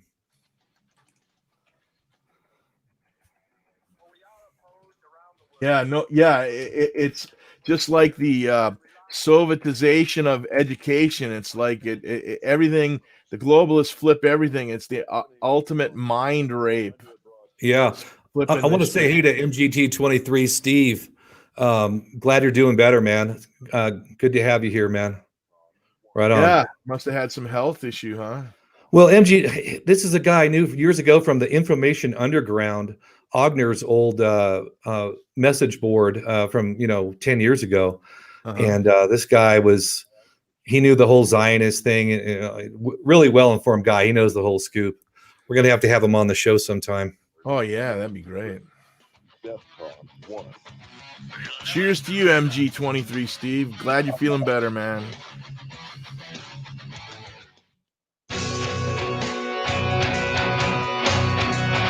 All right. Thanks for listening while we take that short break here at Revolution Radio, freedomslips.com. And yeah, we're going to get back to your host.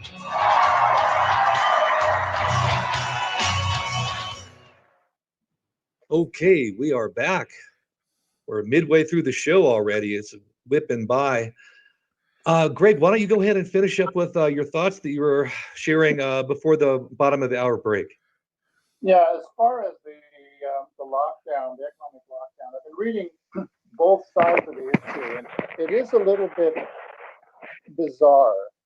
However, I've also been noticing that in the United States, especially with Trump's political rallies, people are leaving them severely infected by the virus.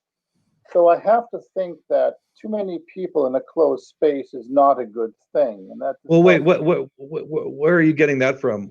Well, that people are being infected at his events? Well, people are leaving his, like, for example, the Tulsa rally he had, and there are a number of what are, I guess what they were called. They were like, I forget the term they used, but there are these great contagion events. A super spreader event. That's right. Thank you very much. Super spreader. So I have to take at face value the notion that a lot of people in a small place is not a good thing. So perhaps I can understand why people would want to keep people at home and not go out. Although I need to see a lot more information about how the SARS virus spread. So I take an agnostic position on this. I don't think that it helps a lot to argue that, because a lot of the reaction to it is emotional. And when you have people who are emotionally invested in self-preservation, and they look at mask wearing and staying home from work as perhaps a necessary preventative measures, they're not going to be amenable to discussion or argument. So a lot of the reaction is, I think, emotional. And well, but wouldn't you take into account that the mainstream media is potentially lying to us about the figures and how many sick people there really are? I mean, this seems to me to be such a massive agenda to totally reshape society and take a wrecking ball to our entire Western civilization right now. Well, that's possible, but there's a problem with that, because if you say that, that means you assume that there is this agenda to begin with, and you're looking at the evidence that supports the agenda. I don't know whether that's the right way to look at it. As far as taking a wrecking ball, then you'd have to say, well, why? I mean, for example, there's an argument that says that the Chinese deliberately released the COVID-19, the SARS virus, to undermine Western civilization or something. Dr. Yen Li Meng is a whistleblower who has been very outspoken in her understanding of the virus, and she is featured quite prominently toward the end of my book. She argues that this was deliberately released, but I don't know if I can defend that, because I would have to ask myself, well, why was it released at this time? The Chinese didn't have in place a good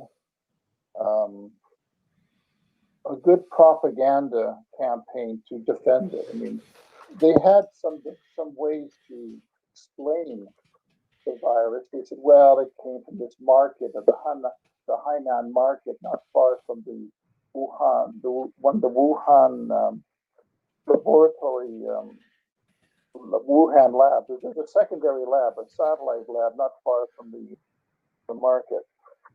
And then I thought, well, okay, but that was debunked. But then Dr. Shijung Li, who's the head virologist for coronaviruses in China, came up with, as the head of a report saying, wow, we found this virus called R8TG13, and this is the common origin of SARS virus. So it is natural origin. But it can be shown that R8TG13 doesn't exist. It was fabricated completely out of whole cloth to give the illusion that it was a natural virus. So you got to wonder, the Chinese are smart people. If they wanted to start a war over this virus, you would think that they would have a better command of propaganda than to throw up these desperate third-rate attempts at explaining a natural origin that were easily debunkable. It was terrible. It didn't have the same sort of propaganda effect that the World Trade Center and Pentagon bombing had. I mean, that, looking back, it was utterly inept. But the propagandists on September the 11th, 2001, managed to sell a false story, and it had everybody in place to do it. There was none of that anywhere with the SARS virus coming out of China. So I don't think it was deliberate. So I don't know whether we can say that this was an attempt to take down Western civilization, or it has anything to do with it. I think that might be a little bit extreme. But Greg, I have to do a little bit more research into the Chinese at the time, because something like this, it's very hard to prove. right? I mean, people's instincts might lead them in a certain direction, and I can understand how that it works. But it ends up at a dead end, because unless you're able to find any specific evidence for it, it's not supportable. Yes, but even let's say we don't know the intention here, but the result is we're seeing our society destroyed. And if this goes on for another year, like they're saying at the Davos World Economic Forum and other places, wearing a mask is going to become normalized, and you're not going to see much left of small businesses. Well, yes, that is probably quite true. This is something that needs to be investigated thoroughly. And as you mentioned at the top of the show, that my research is quite thorough. I do check and double check all my sources, and I take a lot of time for research. My current book has, I don't know how many pages of foot and endnotes that are based on medical journals, articles, interviews. So I would have to do a little bit more investigating. And I might well come around to your point of view. I'm not saying you're wrong. I'm just saying that there's not enough evidence to sustain it. At this point, I would say it's a good supposition. But I mean, a lot of people I talk to go on about the Rothschild family and how they're responsible for the creation of Israel. That Israel is simply a Rothschild banking empire project. And I kind of roll my eyes, because you don't really know that. I mean, you can think that, but you can't prove that. And besides which, it's not necessary. I mean, Israel is based upon a fraudulent understanding of Jewish history to begin with, or at least Hebraic history. And there's a lot of problems with that thinking. So I try to, if I believe something, and I think it, even if it's controversial, I've got to have something to hang on to. I got to have that smoking gun, or at least a shell casing from a gun. And I don't have that yet with respect to the notion that this is a deliberate, malicious, willful destruction of Western society. That may, in fact, be the effect of it. But whether it's an intentional or unintentional effect, I can't prove. So you're a true journalist by the old school standards. You like to have independent, verifiable sources. My God, man, that's rarity these days. Well, I think it is rare when you see a lot of journalists, or so-called journalists, they'll write stories that say, um, it appears that, or sources say. They use a lot of weasel words. And this is really, really disturbing. And there's a great report, I won't say great, that's a bit of an extreme report. In 2015, the Hudson Institute, which is one of the right-wing propaganda factories that churns out right-wing direct, that among other things, is that Social Security should be defunded and that corporate taxes should be eliminated. They came out with a report about the virus, about the need for researching viruses in the name of biosecurity. Although how you can have a virus and use it in a defensive manner, I really have no idea. Right.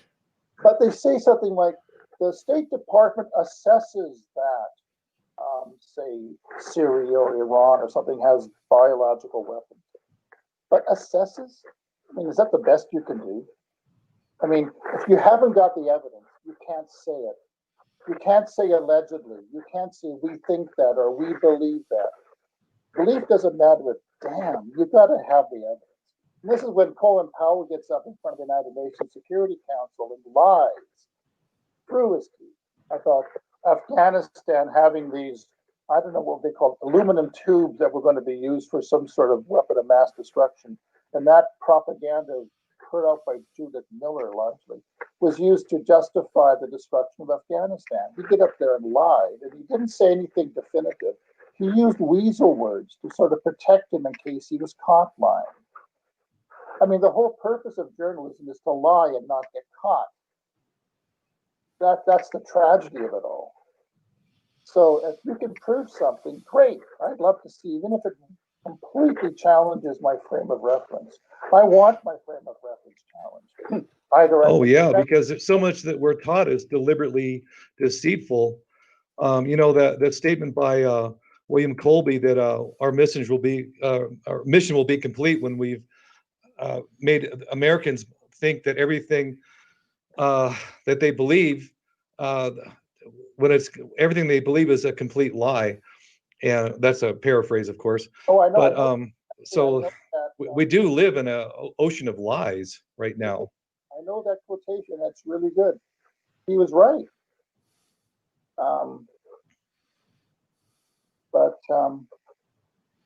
Yeah, this is the tragedy of the press is that we don't really know what's going on except what the government or the press wants us to think is going on, which is why everybody should study Edward Bernays. Oh yeah, because Edward Bernays was a genius in a certain way. I mean, kind of an evil genius, but this collusion between the media and government, I really started to see it in earnest. Of course, it started before this, but during the Second Gulf War, when we had all these embedded reporters within the military, basically just parroting, a very rosy view of the war and everything's going great, and we're doing this for freedom and the American way, and so on and so forth. And it just seemed like, during that time, the relationship got awfully cozy. And of course, thanks to the Clintons during their reign, they deregulated all of the media, allowing a few corporations to buy everything up. And of course, Colin Powell's son was the head of the FCC at the time to help grease the skids there. Yeah, this is the see, with Ronald Reagan, one of the things he did in his first 2 years was he took the controls off the banking industry, which made it possible for banks to violate the very rules that were set up by Franklin Roosevelt in 1933 to preserve the country from another stock market crash, which happened really because a bunch of wealthy people treated the stock market like a casino. Right. And so happened 2007, 2008. Well, we had another crash.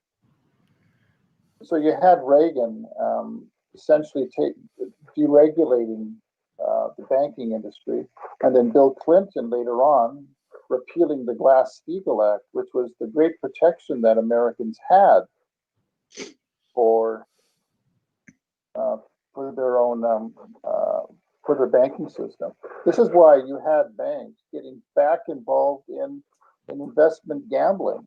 which is how you ended up with all of these bad debts, where you had Clinton, you had Bush or W and Obama bailing out the banks. They didn't have the guts to let them fail, which they should have. And then they should. Now, if the public bails out the bank as they did, doesn't mean the public owns the banks. You got to think, aren't these now public banks that should be run for the public interest? I mean, who the hell? That's absolutely true. And, we let these banks get away with such bad behavior, and then we bailed them out and there was no consequences. So it's just human nature. The behavior is only going to get worse. Yeah, it is going to get worse. And as I say, I'd like to see the America get reform itself, but I'm finding it very difficult to see any way that such an infected, sick the body politic can reform itself. I mean, the Israelis really own the United States. I mean, America is Israel's bitch. Let's not be too polite about it. America does nothing that Israel won't allow it to do. And when Obama did stand up in some way to the great imperial master sitting in Tel Aviv, the emperor got his knickers in a twist, came over here to Congress at the invitation of the kiss asses like John Boner, and basically read the riot act as miscreant satrap. That's right. Yeah, I thought it was funny that Trump gave the key to the White House to Netanyahu recently, as though he didn't already have it, Oh, yes. Well, of course, the emperor wants to be thought of as a nice person. I mean, the thing is, this is what Trump really disturbs me about Trump. I mean, he was elected. Actually, to be quite honest, he wasn't really elected. I mean, you could have run a chipmunk in the Republican Party, and he probably would have won.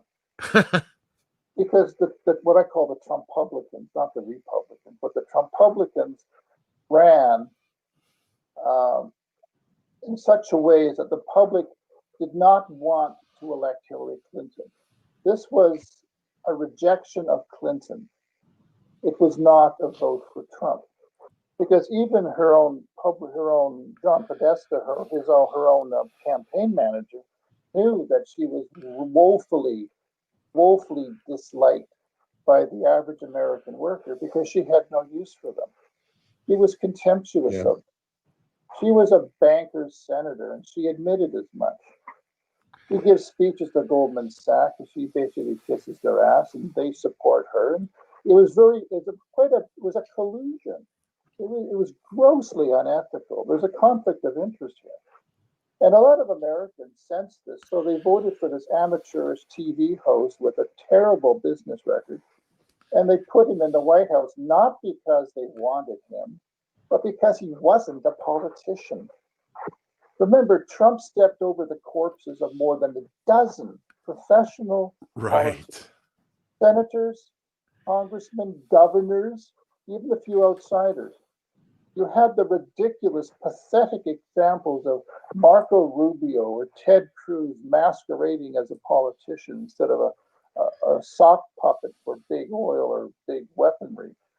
And he walked over them. He won. It was one of the most bizarre primaries I've ever seen. And yet, here's an amateur who gets elected precisely because he's an amateur. That's it. And he gets into power, and of course, he basically screws everything up. I mean, he comes into power pledging to drain the swamp of the very people that got America wrapped up in these endless wars of aggression that end up killing Americans, destroying American reputations, and destroying everything. They serve no purpose. What does he do? He bombs Syria twice in successive Aprils. He appoints a nut job to be the American ambassador to Israel. His son-in-law, a Zionist of the worst order, ends up becoming a de facto president because Trump can't be bothered to read the bills he's supposed to sign. Government by Kushner. Now, that wasn't what Americans voted for, but because Trump is so lazy, I mean, this is what we get. Well, I think the real reason that Trump was elected, and I agree totally, it was a reaction against Hillary Clinton because she's such a loathsome, elitist character. But I think it was also a reaction against globalism. More and more people were seeing that, hey, we're getting screwed by these trade deals and, allowing, the government to spend so much money on foreign interests. That's at least what he promised. That was what he brought up and sort of trying to stop this flow of illegal immigration. Those were the things that I think got him into office. Now, whether or not he's been successful at doing any of that is a very different story. Yeah, as far as globalism goes, I think that applies to a certain segment of America, but I don't think Americans really have that much of a worldly understanding of politics. I mean, a lot of Americans, I think, from the way the election went, they vote their gut and they vote the person. I don't think there's a lot of thinking about grand geopolitical themes here. So, I mean, if you look at Well, no, I didn't mean that so much as just the concept of, hey, let's put our country first and stop meddling in other countries so much and try to fix what's wrong with this country. There's so many problems in the United States, and I think that was the reaction I was kind of well, pointing that's out. what Trump allegedly was going to do. Like, when I wrote a couple of articles about this, about you have a buffoon or a psychopath. That's the choice that Americans have, and Clinton was, because of her role in the destruction of Libya and she was actually an unindicted war criminal. And a lot of people were furious that America was doing these things and attacking a country like Libya just because Muammar Gaddafi wanted a better life for his people and wanted Africa to stand on its own 2 feet instead of being a repository, a subordinate continent to European business. He was taken out in the most disgusting manner. His whole country was destroyed, even though Libya had the highest standard of living, one of the highest standards of living in Africa. It was destroyed because the corporate world decided it was time. And Clinton, because she's a corporate schmuck, she went along with it. And Obama didn't have the courage to stand up to him. This is where I blame Obama for being a bit of a wuss. He should have said no and put her in her place. But I get the impression that Hillary Clinton was Secretary of State because she was Israel's watcher in the government. And this is, why I think America went into Libya for no reason other than to destroy a country that was going to be a success. And that success would have affected the bottom line of corporations and possibly Israel. So Clinton was not electable. She was an unelectable candidate, and this is what the Democratic Party knew. However, in order to protect her reputation, the reputation of the party from the inevitable loss that she was going to suffer, and they knew she was going to lose, they invented this ridiculous Russian hacking story. And this was concocted back before the election was finished. Because you had to have some way to explain how Hillary Clinton could have lost an election that was essentially fixed for her. The media was on her side. The Democratic Party sabotaged her progressive opponents in the party. This was a rigged election. And it's one of the most amazing examples of screw you from the American public that they didn't buy into it. So Trump's That's true. And, the DNC even admitted when they were challenged in court on some of these things, they said, hey, look, we're a private corporation and we can do what we want. We don't have to follow any so-called election rules. And they came right out and said it in court. So they didn't even deny it. Yeah, and this is what, they get away with that too. And so back in the 1920s, of course, you remember this was the decade, I think, with 20s, when corporations successfully sued to become treated as persons under the law. Right. And this is really why there's a lot of severe, serious problems in the United States, because we have created a political legal framework in which the average citizen has fewer rights than a corporation, and that the public is essentially a glorified ranch of cattle to be slaughtered in the name of profit. Yeah, and don't forget that, what was it, about 25, 30 years ago, the Scalia helped define the Supreme Court that money is free speech. I mean, how absurd is that? It is disgusting. It is revolting. And yet Scalia, appointed by Reagan, was unfit for office because he is a Christian nut job. The man he was probably the most offensive Supreme Court justice ever appointed. Now, Clarence Thomas is an idiot. I don't have any use for Thomas. But Scalia was influential and dangerous.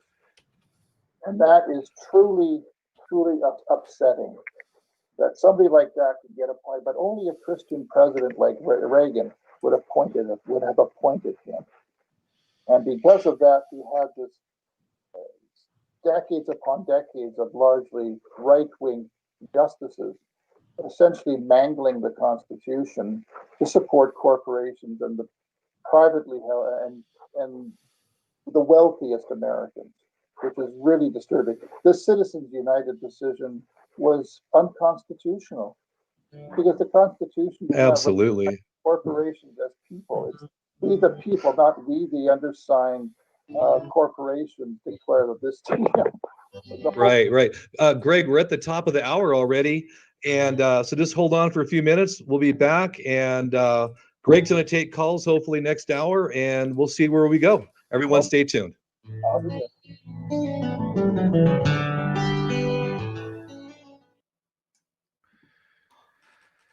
Okay. Giuseppe, what are you thinking now? I'm thinking good job pressing Greg. I think Greg is a sharp journalist, and he conducts himself with a rigid set of rules, and he colors between the lines, and I think you're doing a great job of respectfully trying to expand those lines a little bit.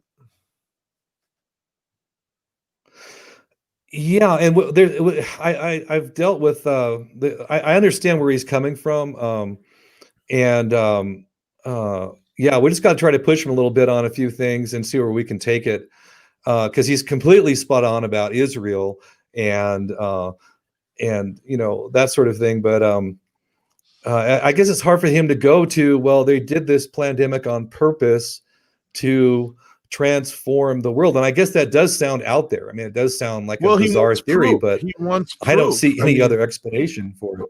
Well, it's obvious what's going on.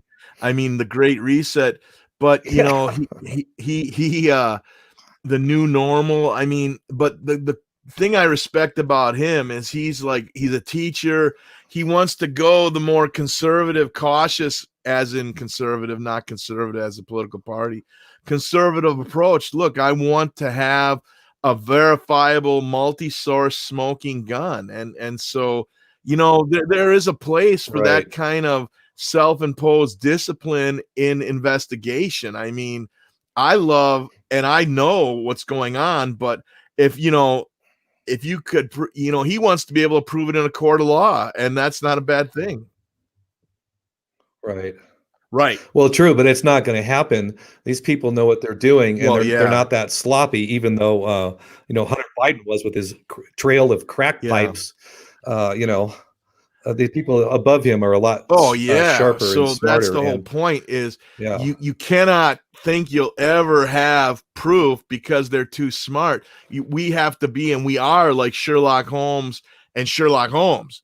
And you have to do inductive and deductive reasoning and put the pieces together. Because if you think that you're gonna be like the apocryphal Watergate reporter, Oy vey Boinstein, and the other dude, it's never gonna happen. It doesn't exist. They're not that stupid. Even if someone is incompetent and leaves a paper trail, they're so far down the chain that it'll never touch the people like Cheney or Rothschild or Kissinger or even Clinton, right? Yeah, and Carl Bernstein is a graduate of Yale, and he is a member of the Scroll and Key Society, which is akin to Skull and Bones. Right. So right. yeah, Right. this whole operation they pulled on Reagan, on Nixon, I have a lot of suspicions about it. We should do a show on it. I think it was a CIA Oh coup. yeah. Oh, there's some fascinating investigation about that. That we should at some point do that. Right. Yeah. I agree. Yeah. Yeah, no, but I dig him. I mean, I've heard him get real snippy with other interviewers who are not his intellectual peers, but you can see he's really digging our level of questioning and everything. Yeah, at least he knows we're informed and we're not ignorant, at least. But Right. so we'll just try to see where we can take the conversation. I have a lot of respect for his type of thinking, and we'll just have to work in ways that we can all understand each other. Back to your host.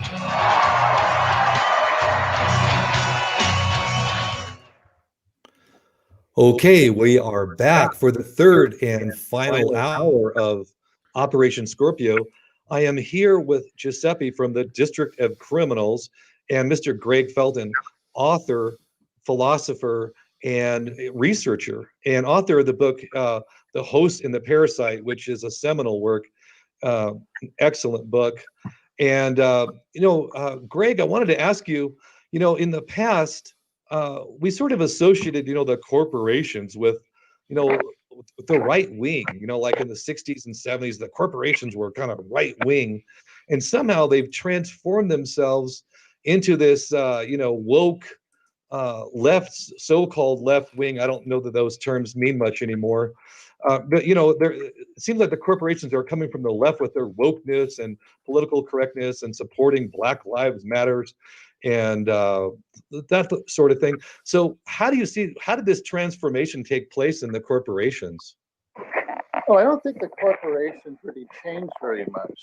The corporation, as I said earlier, there is no such thing as a two-party state in America.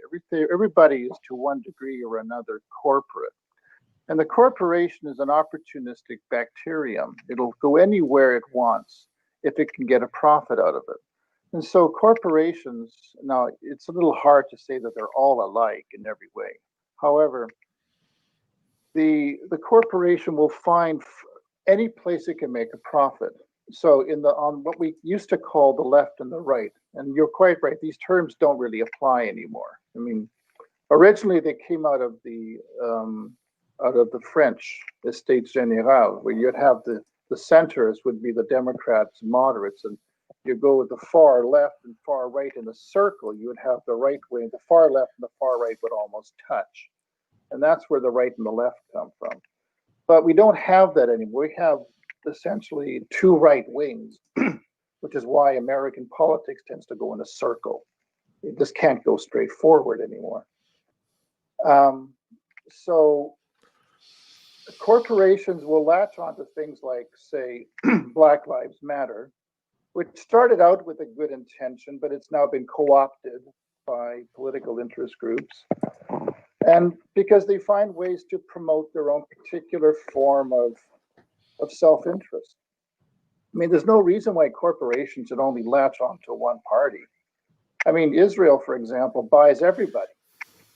So they basically hedge their bets every election. Even up here in Canada, we have a nominally left-wing party called the New Democratic Party, but it's basically it's basically owned by Israel. It doesn't have the balls to stand up and defend Palestine, even though that's what it's supposed to do. Even the Green Party, you'd think the Green Party would have the guts. No, they're basically a bunch of small L liberals masquerading as environmentalists. So we end up with the real problem here. I mean, anybody who wants to do the right thing is frozen out because the corporations and the interest groups buy everyone. So that's really true. And you've done a phenomenal amount of research on how the Zionists buy out everyone and really are puppet masters to a shocking degree. But what's your thought? It seems as though George Soros and his color revolution is being positioned as not a Zionist, but more as a Bolshevik 2.0 kind of communist movement. What are your thoughts on them positioning Soros differently? Well, I tend not to like to use the word communist because it tends to be a little bit too polemical. I mean, you can't use the word communist without causing people basically to squirm uncomfortably in their chairs. I mean, there's no good way to talk about communism. As far as Soros goes, he's like the eminence grise behind the Democratic Party, and I do think there's a lot of influence between Soros and some of these what look like spontaneous populist movements. Up here in Canada, we had a politician complain about our former foreign minister for being close to Soros, which was a fair comment. And she was called up on the carpet for being anti-Semitic, which is a bit of a stretch. I don't know how anybody came up with that. Right. I mean, but I do think that there's a real problem with people who have too much money running the show in a country. The Democrats are owned, I think, to a large extent by Soros and various corporations. As far as Bolshevism, I tend not to do that. I mean, my master's degree is in Russian history, and I don't like to use Bolshevik out of context. It tends to be a little bit too ad hominem, and it doesn't really allow for deep discussion or debate, because once you use the word Bolshevik or communist, you staked out a moral position. And if you stake out a moral position, you can't really debate it because you're never going to want to appear to be immoral. So I would. That's an interesting point. Yeah. Yeah, I tend to think it best to think of Soros as perhaps an uber oligarch. When you look at the 6 corporations that own all the media in the United States, I mean, these are all largely owned by Jewish Zionists. They have an interest in promoting a point of view. They put out some of the most ridiculous movies for no other reason than it's just mindless fodder for the masses, or it's more Holocaust propaganda. But I would say that this is like, as I said earlier, this is like behavior control. This is oligarchic behavior. It's not necessary to go into Bolshevism or communism. This is something that's common to all powerful entities that are unaccountable to any standard beyond their own self-interest. That's a good point. And, the lines sort of start to blur between, so-called communism and so-called fascism. At the very top, I don't know that there's so much difference. And I see communism more or less as the lack of competition. So you have all the resources of production in the hands of the state. And that could happen in so-called communism or so-called fascism. Well, actually, there's, as far as behavior goes, I think you're right. There's not a lot of difference. However, there is a doctrinal difference. I mean, fascists don't really believe in anything. I mean, they're just there for power.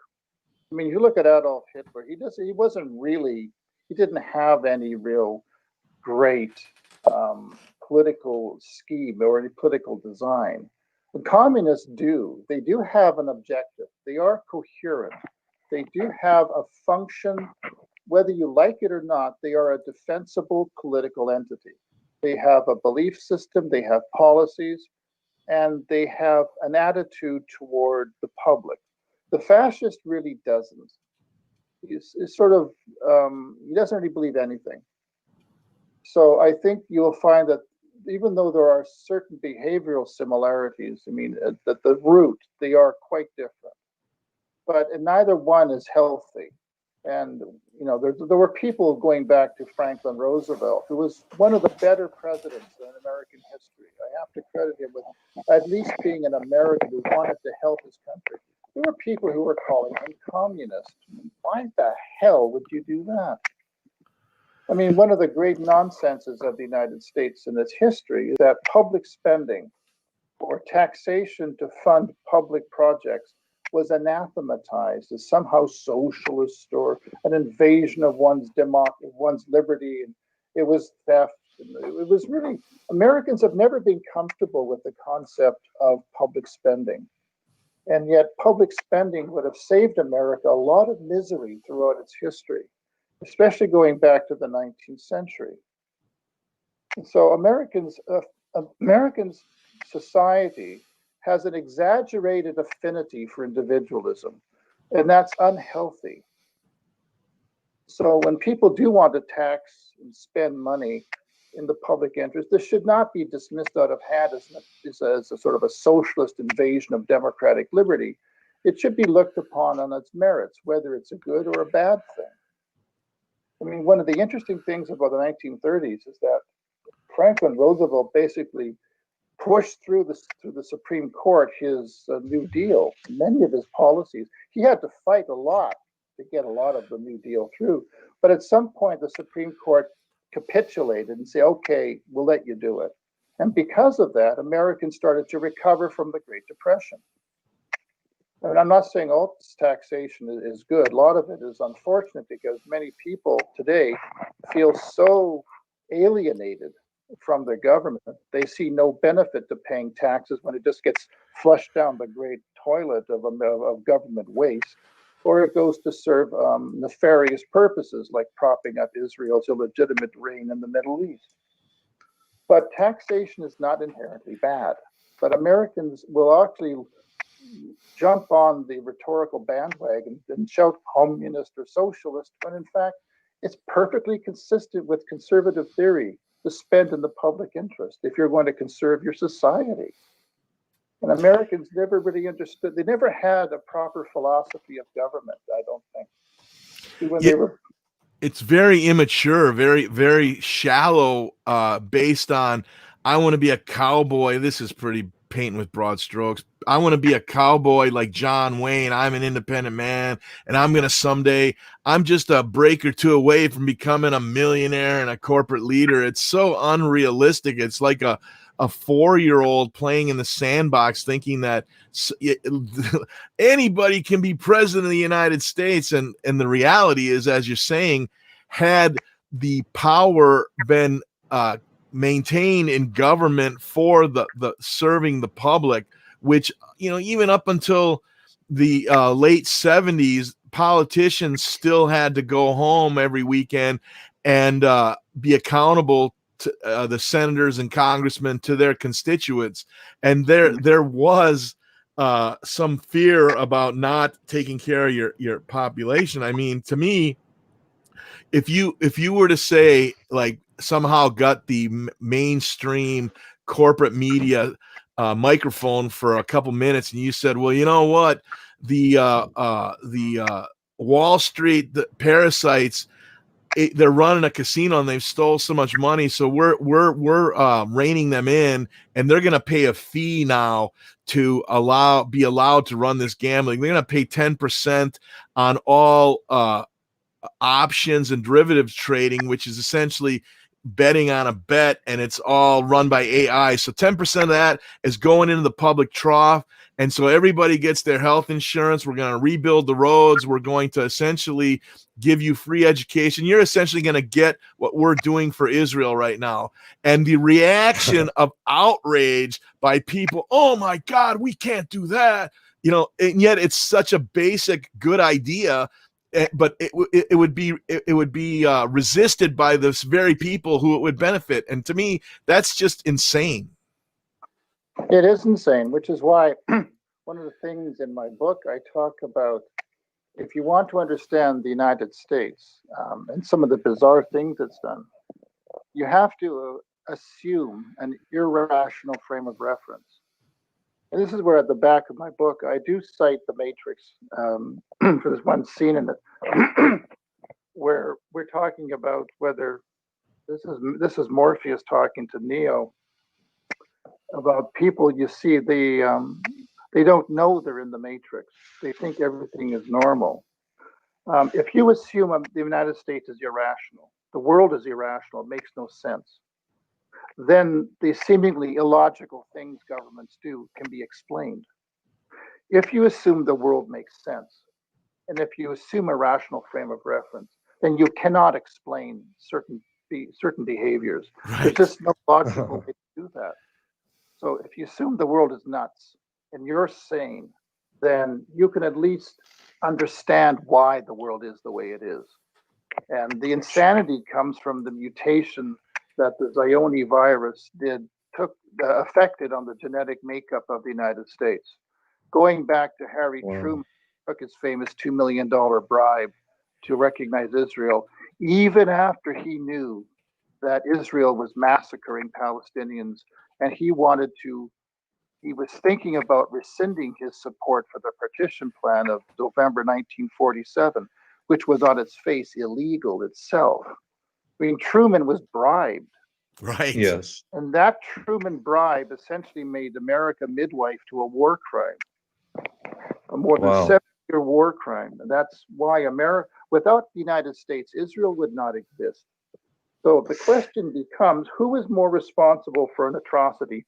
The monster, Israel, or the country that made the monster possible? Yeah, that's a great term you just used, a midwife to a war crime. That is excellent. I totally agree. Very good perspective on how powerful Israel really is over the United States and the incredible power it has and the influence. Now, I just want to let everyone know, if you want to call in, please do so. And 703-879-8880. That's 703-879-8880. Or Skype me, Dolphin_Dave. So it's like the sea mammal, Dolphin_Dave. And you can get me on Skype too. Giuseppe, go ahead. First off, like to remind people that Greg Felton has a wonderful book out, that Host and the Parasite. I'm looking right at it. I've read it a couple times, and he's working on a new book. And Greg, you had a couple other books. Would you like to briefly tell people what they're about? I have one other book. It's called Exploding Middle East Myths.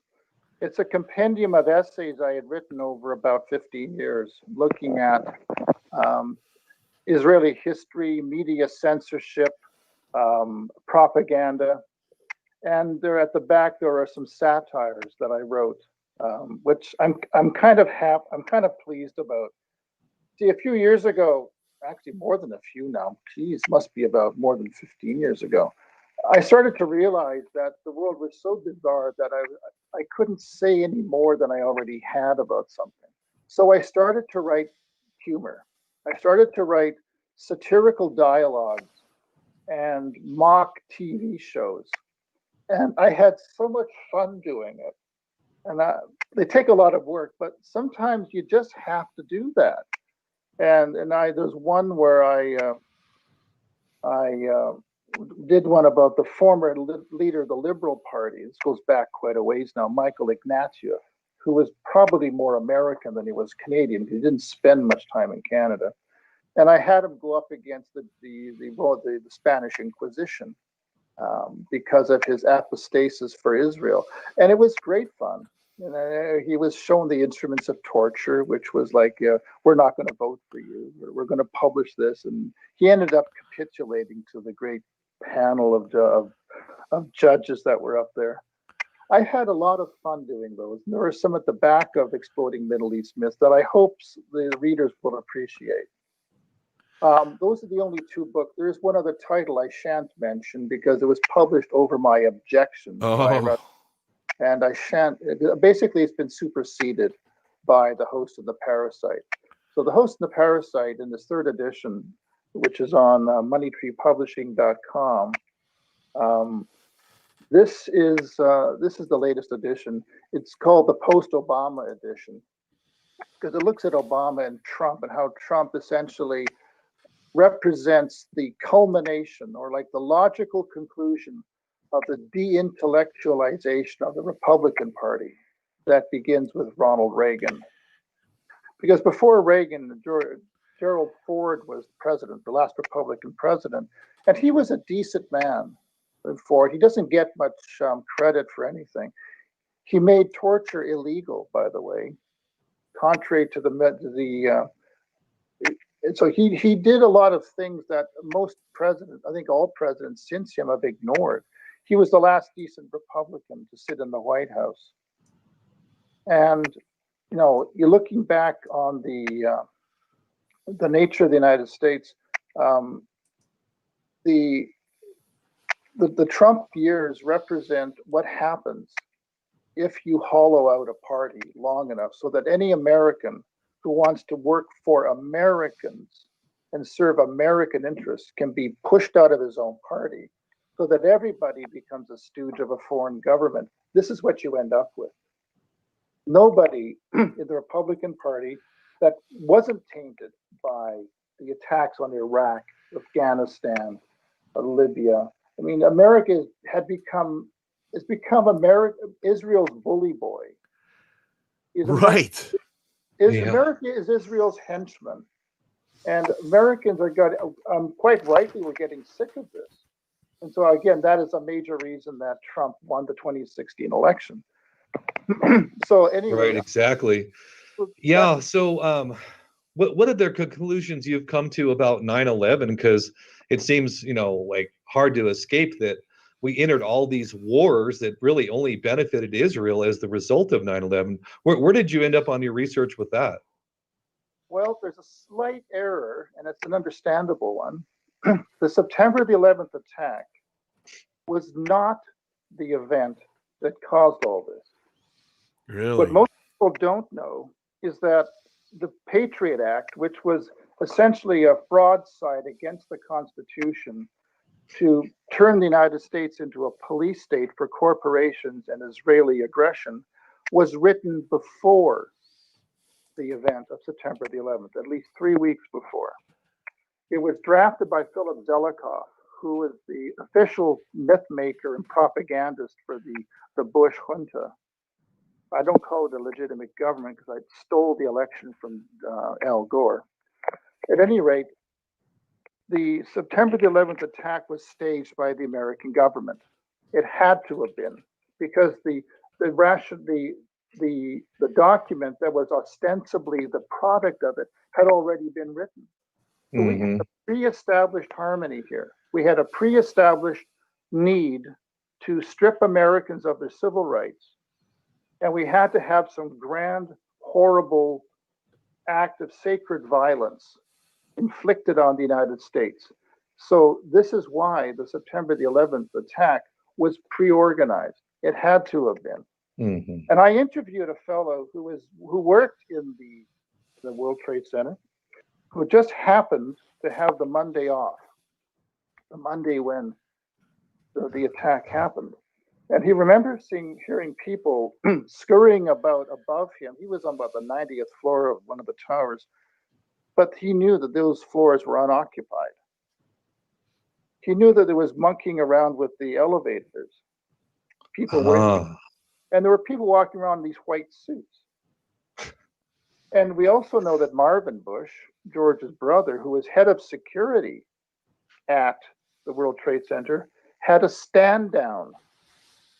The bomb sniffing dogs had been removed. There was no security. Over that weekend, events were set in motion that would lead to the destruction of the World Trade Center. So it is not possible to understand the World Trade Center in linear time. And this is why we have to assume an irrational frame of reference. It had a function, it had to rationalize the attack on the civil liberties of the United States and to rationalize the mass demonization of Muslims. I mean, Muslims had nothing to do with bringing the buildings down. Absolutely nothing. It had nothing to do with it. Bin Laden knew of it. He thought it was a great idea, but he didn't say anything. He didn't do anything. And even that ridiculous 9/11 Commission report doesn't mention Bin Laden, except in one footnote, and it has nothing to do with the attack. I mean, nobody could tie him to it. It was simply asserted as some ipsa dixit nonsense. And right, he made a good boogeyman.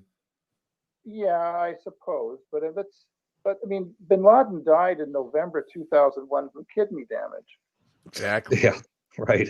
But the thing is, the United States, Clinton, and others, not Clinton, after the Bush government had to keep Bin Laden alive to justify massive military spending. I mean, bin Laden was a great salesman for the Pentagon. He needed to stay alive. So we had all these phony bin Laden sightings, bad actors pretending to be bin Laden. It was just embarrassing. But you could tell it was all a put-up job. So why would you have to do that if the man were still alive? Right. I got sections in my book about how bin Laden came to Afghanistan, what made him do it, and how he ended up on the outs with the royal family. Sure, and their family were huge contractors, military contractors, well aligned with the United States and other powerful allies. And I'll never forget on the morning of 9/11, I was drinking a coffee at the coffee shop, watching the whole thing unfold. And then within an hour and a half after the buildings fell down, some intelligence guy from the CIA comes on and says, according to our intelligence, it was this guy named Osama bin Laden, and that's who did it.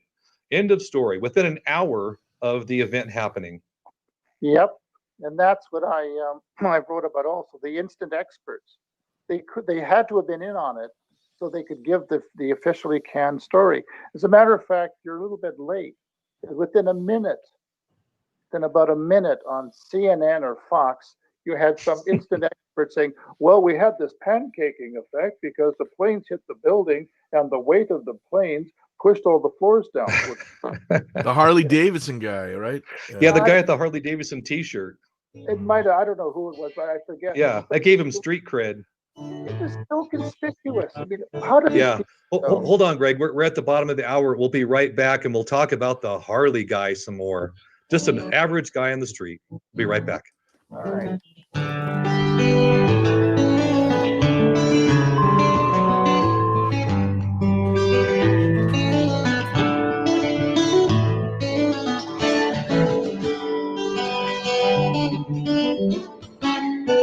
Listen to Revolution Radio at freedomslips.com. We'll be right back after this message.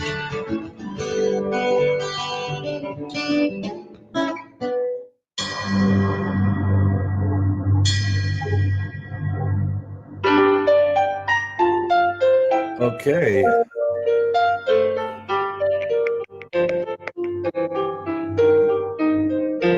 Did you ever feel that things were not quite right? That everything was just ever so slightly askew? Do you have, to paraphrase Morpheus, a splinter in your mind? If you're interested in hearing the latest information about UFOs, the paranormal, ancient cultures... Hey, Steve, MGT23, man, if you want to call in, hit me up on Skype. I'll put you on if you want to ask a question or make a comment, man. You're making some great comments in the chat room. And also, Ken McBride made a great point earlier that President Ford was a Freemason and helped cover up the Kennedy assassination. Absolutely true. I don't know if I agree with Greg's assessment about Gerald Ford. That man was involved in some very gnarly things. Very good comment.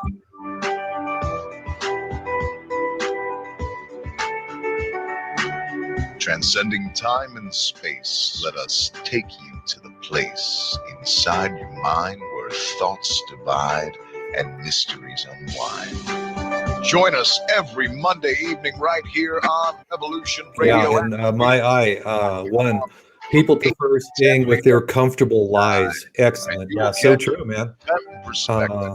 Or even uncomfortable lies, like, COVID virus is, we have to destroy everything because we're scared. It's for your own safety. Along with all of our guest secrets to the future. That's the Felton Perspective every Monday evening right here from 8 to 10 p.m. Eastern Time, only on Revolution Radio. Oh, and you don't need to expect us. We're already here.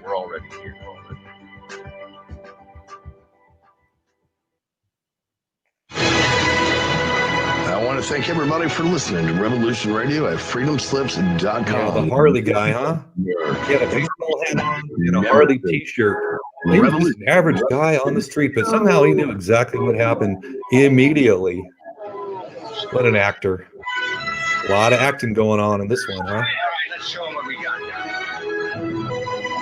And how many Osama bin Ladens were there? Like 3 or 4, I forget now. Quite a few. Definitely not the same guy. All right. Thanks for listening while we take that short break here at Revolution Radio, freedomslips.com. And yeah, we're going to get back to your host.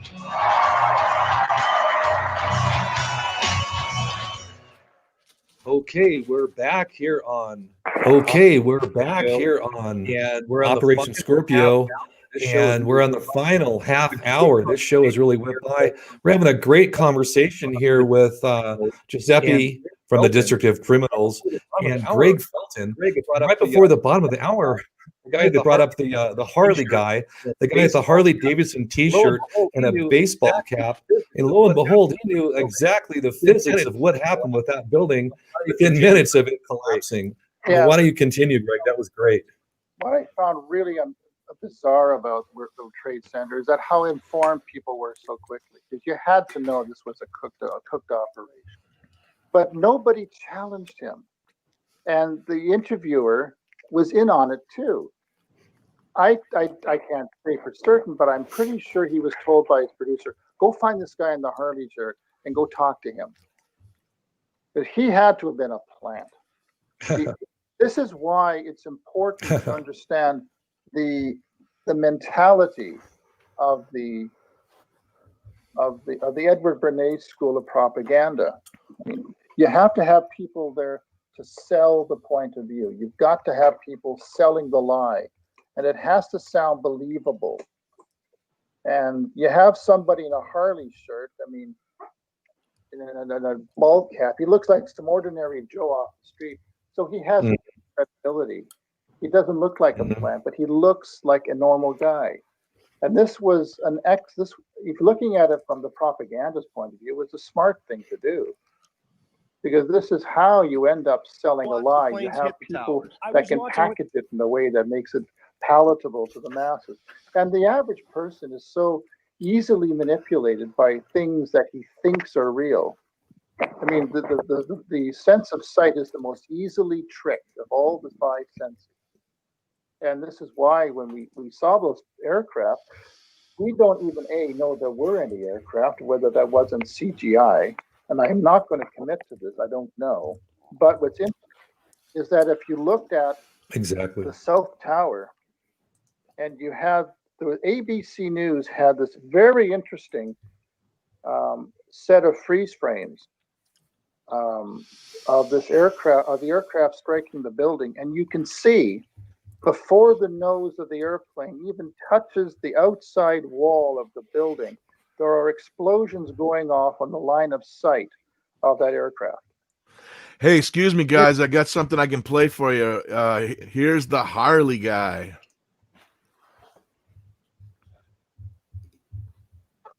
Watch the planes hit the towers. I was watching with my roommate. It was approximately several minutes after the first plane had hit.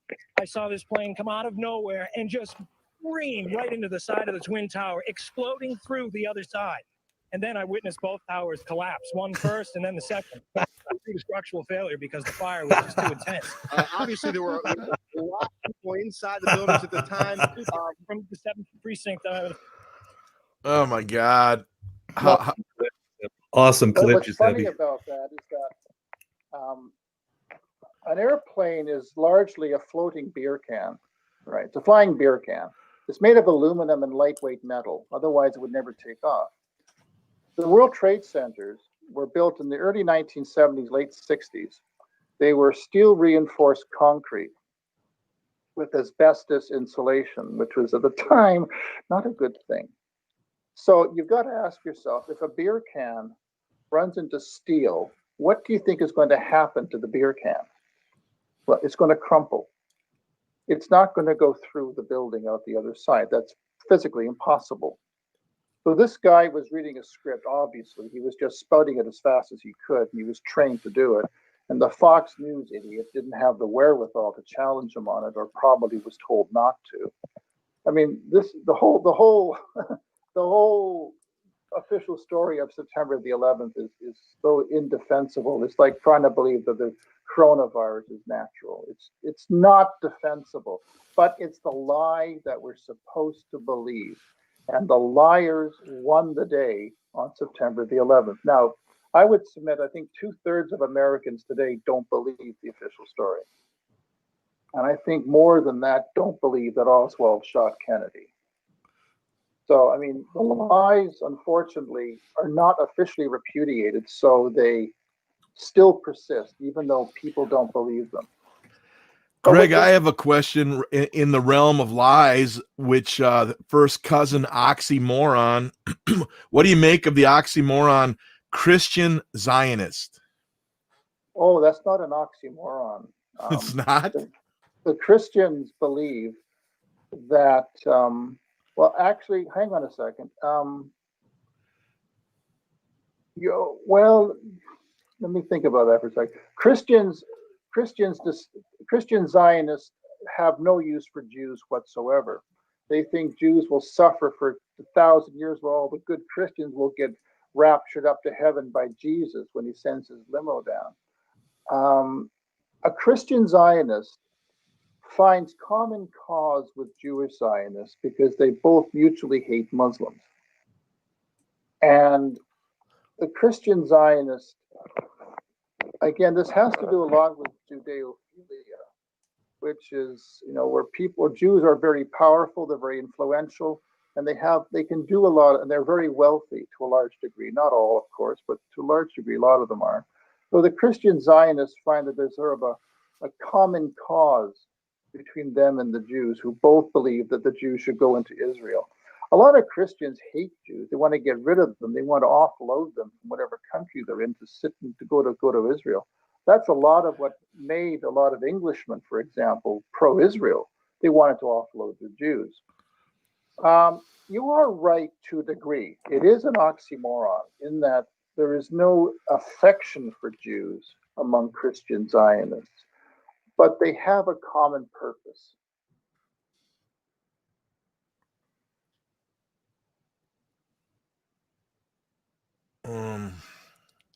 Hello, are we still there? I think so. Are you still there? Okay. I'm still here. Okay. Oh, I guess cut off there for a second. Oh, okay. Uncomfortable silence there. That's right. Well, my next question is, how do you see the amazing 9/11 psychological operation, or rather, should I say, did it lay the groundwork for the even larger COVID-19 psychological operation? No, I don't see any connection whatever. I don't think you have to really stretch reality to force a connection. No, I think it's not fruitful to do that. Oh, interesting. Okay. No, you see, the COVID-19 comes from, a lot of the gene splicing that took place happened in the 2000s. Let's see. This happened largely afterwards. I mean, going around to 2005, there were some beginnings of the manipulation. I mean, let's face it, germ warfare has been going on for a long time. This is just a relatively recent manifestation of germ warfare. And well, Greg, couldn't you make one kind of similarity is that they both are based on trauma in order to manipulate the general masses into acquiescing into something that they wouldn't otherwise. Yeah, but you would have to show that there would be a common purpose to this. Again, this is one of those speculative questions that sounds really interesting, but it can't be demonstrated. And if people go on about the sort of kind of force equations between things that are radically dissimilar, and they can't back it up with evidence, then it becomes kind of sterile. I mean, you can keep mentioning it and keep arguing it, but if you can't go into it in any detail or show any cause and effect, then it doesn't really amount to anything. I don't think it helps either, because there are people who can simply say, I just don't agree with you, or where's your evidence? And if you can't produce it, then you've lost the argument. I would prefer to see the SARS-CoV-2 virus kept within the realm of malicious science in the name either of biowarfare or just financial self-interest. I mean, there's hundreds of millions of dollars at stake. in promoting these viruses and manufacturing. I mean, the idea that you can do this is not new. This is old technology almost. So you have to ask, you should be asking, why are we even doing this? And what is the purpose of it? And look at it on its merits. If you later on demonstrate and find that there is a connection, great, I'd love to read it. But unless you can prove it, it's a little hard to sustain. Sure, but it is certainly convenient that who's the beneficiary from this? It's certainly the corporations that have access to magic shekels from the central banks and that are closely aligned with the government.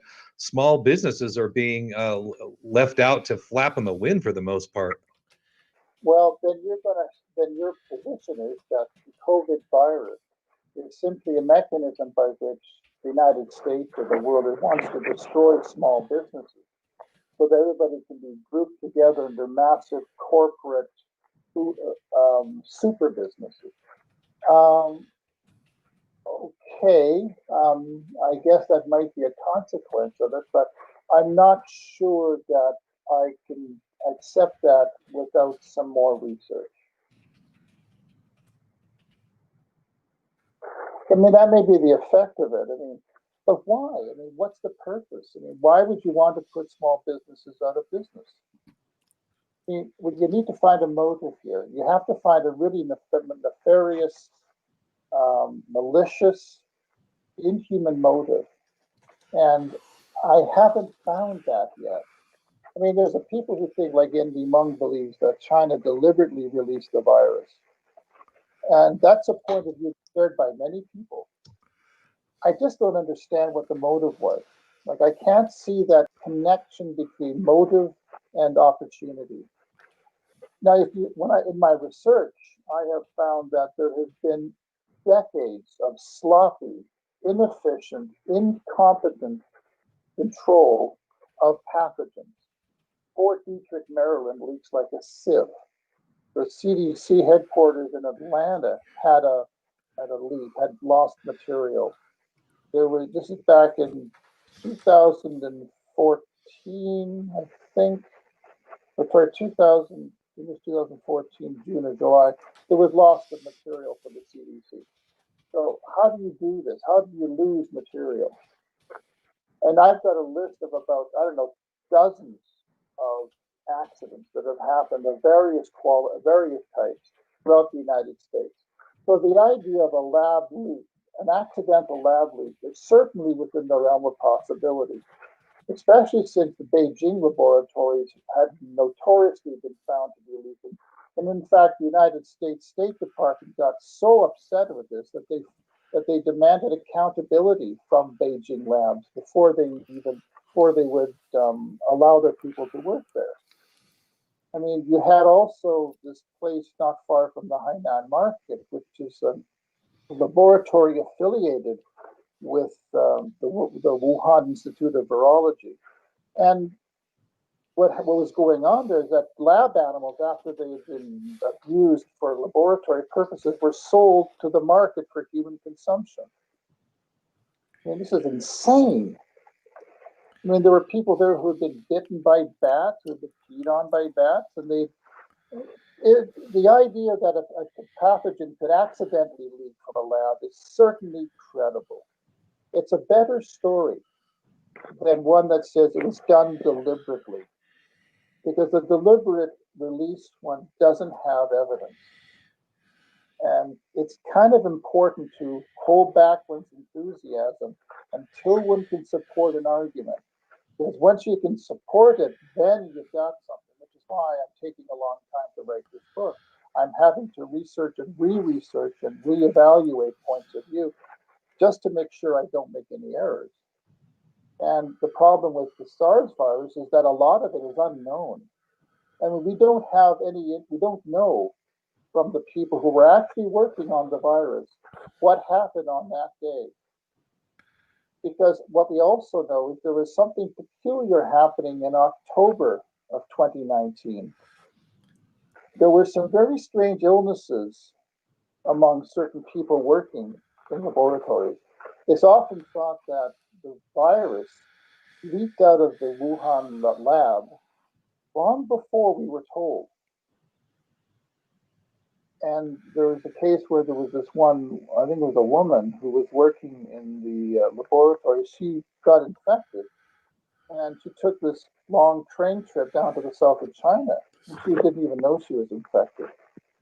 There was another PhD candidate, PhD postgrad researcher. He also got infected about two and a half weeks later. But this is in October. But we weren't told there was anything wrong until December 31st, 2019, or January 1st, or something. This is when the World Health Organization made its announcement. And it did so at the behest of China that reported it, but it's not clear. It's not clear that that was the first outbreak. So if in fact the October outbreaks were the first instances of release of the SARS-CoV-2 virus, then we have to conclude it was an accident. It wasn't deliberate. So trying to ascribe motive is very difficult, unless you can really be confident and it's not just wishful thinking. I definitely think that what you're describing is, Occam's razor. Like, the budget wasn't big enough, so they maintained the lab at level 2 viral security when it should have been level 3 or level 4, and all of a sudden all the lab people are getting sick and die a few years later. I think that is absolutely realistic and does happen. But on the other hand, the United States spends $500 billion with a T annual budget on bioweapons, and again, the vaccine industry is indemnified against being sued for malicious behavior. So don't you think that's a dangerous combination? Yes, I do. As a matter of fact, I can show evidence that both Chinese and Americans were rushing to patent anything coming out of SARS-CoV-2 research, which means there's a lot of money to be made of this. And the idea that this is designed to manufacture gazillions of dollars for vaccine companies does seem to be a plausible theory. And I say that it needs to be investigated. I'm getting sick to death of Bill Gates promoting himself as the savior of mankind. No kidding. And it just makes me ill. And I mean, he actually came up with some TED Talk. He talked about some upcoming pandemic. So judging from the comments from certain people, it is realistic to speculate that somehow this might have been planned. But sure, and then we've got the lockstep documents from the Rockefeller Institute, and then Event 201 as well as correlating evidence. What interests me, though, is something that I don't think anybody else knows, but I found in search. I don't know if you know of a man named Joe Courtney. He's a rather nondescript congressman from Connecticut. Never heard of him. He probably spent his whole life just doing his normal congressional duty. He's been elected about 8 times or something. He's got a great career. In January 2019, this is January 2019, approximately, 11 and a half months before we heard about COVID virus, he sponsors a bill in the Congress called the CARES Act, which came to be known as the act by which the American government would give financial aid to people suffering from the coronavirus. The question is, why would the CARES Act be introduced into Congress 11 months before it was needed? That is a good question. I left a message with his office. I never heard back. I didn't expect to. But it looks kind of strange. I know. Was there an expectation there was going to be an outbreak of some pathogen? I don't know. It's one of those weird, sort of unexplainable. But But why would he do this? Did the Americans plan for this? I mean, I can see why speculation runs rampant because of things like this, and I fully understand it. Do you think that it's intentional to have speculation run rampant because that creates such a dense, foggy layer of subterfuge that you're never going to figure out what they're really doing? That's a good point. Yes, I think that's one of the things that propagandists rely on. They want to muddy the waters. They don't want the public to focus on what really goes on. So they love people who sort of go off on tangents and think about weird things that otherwise, you know, are implausible. I think that this is what gets me when we have. Hi guys. Hi. Wait, Greg, we've got a caller here. I don't mean to cut you off, but we've only got about 7 minutes left. So let's get the caller's question in for you. Go ahead, caller. Steve, go ahead. Hello, it's Steve from the UK, Glastonbury.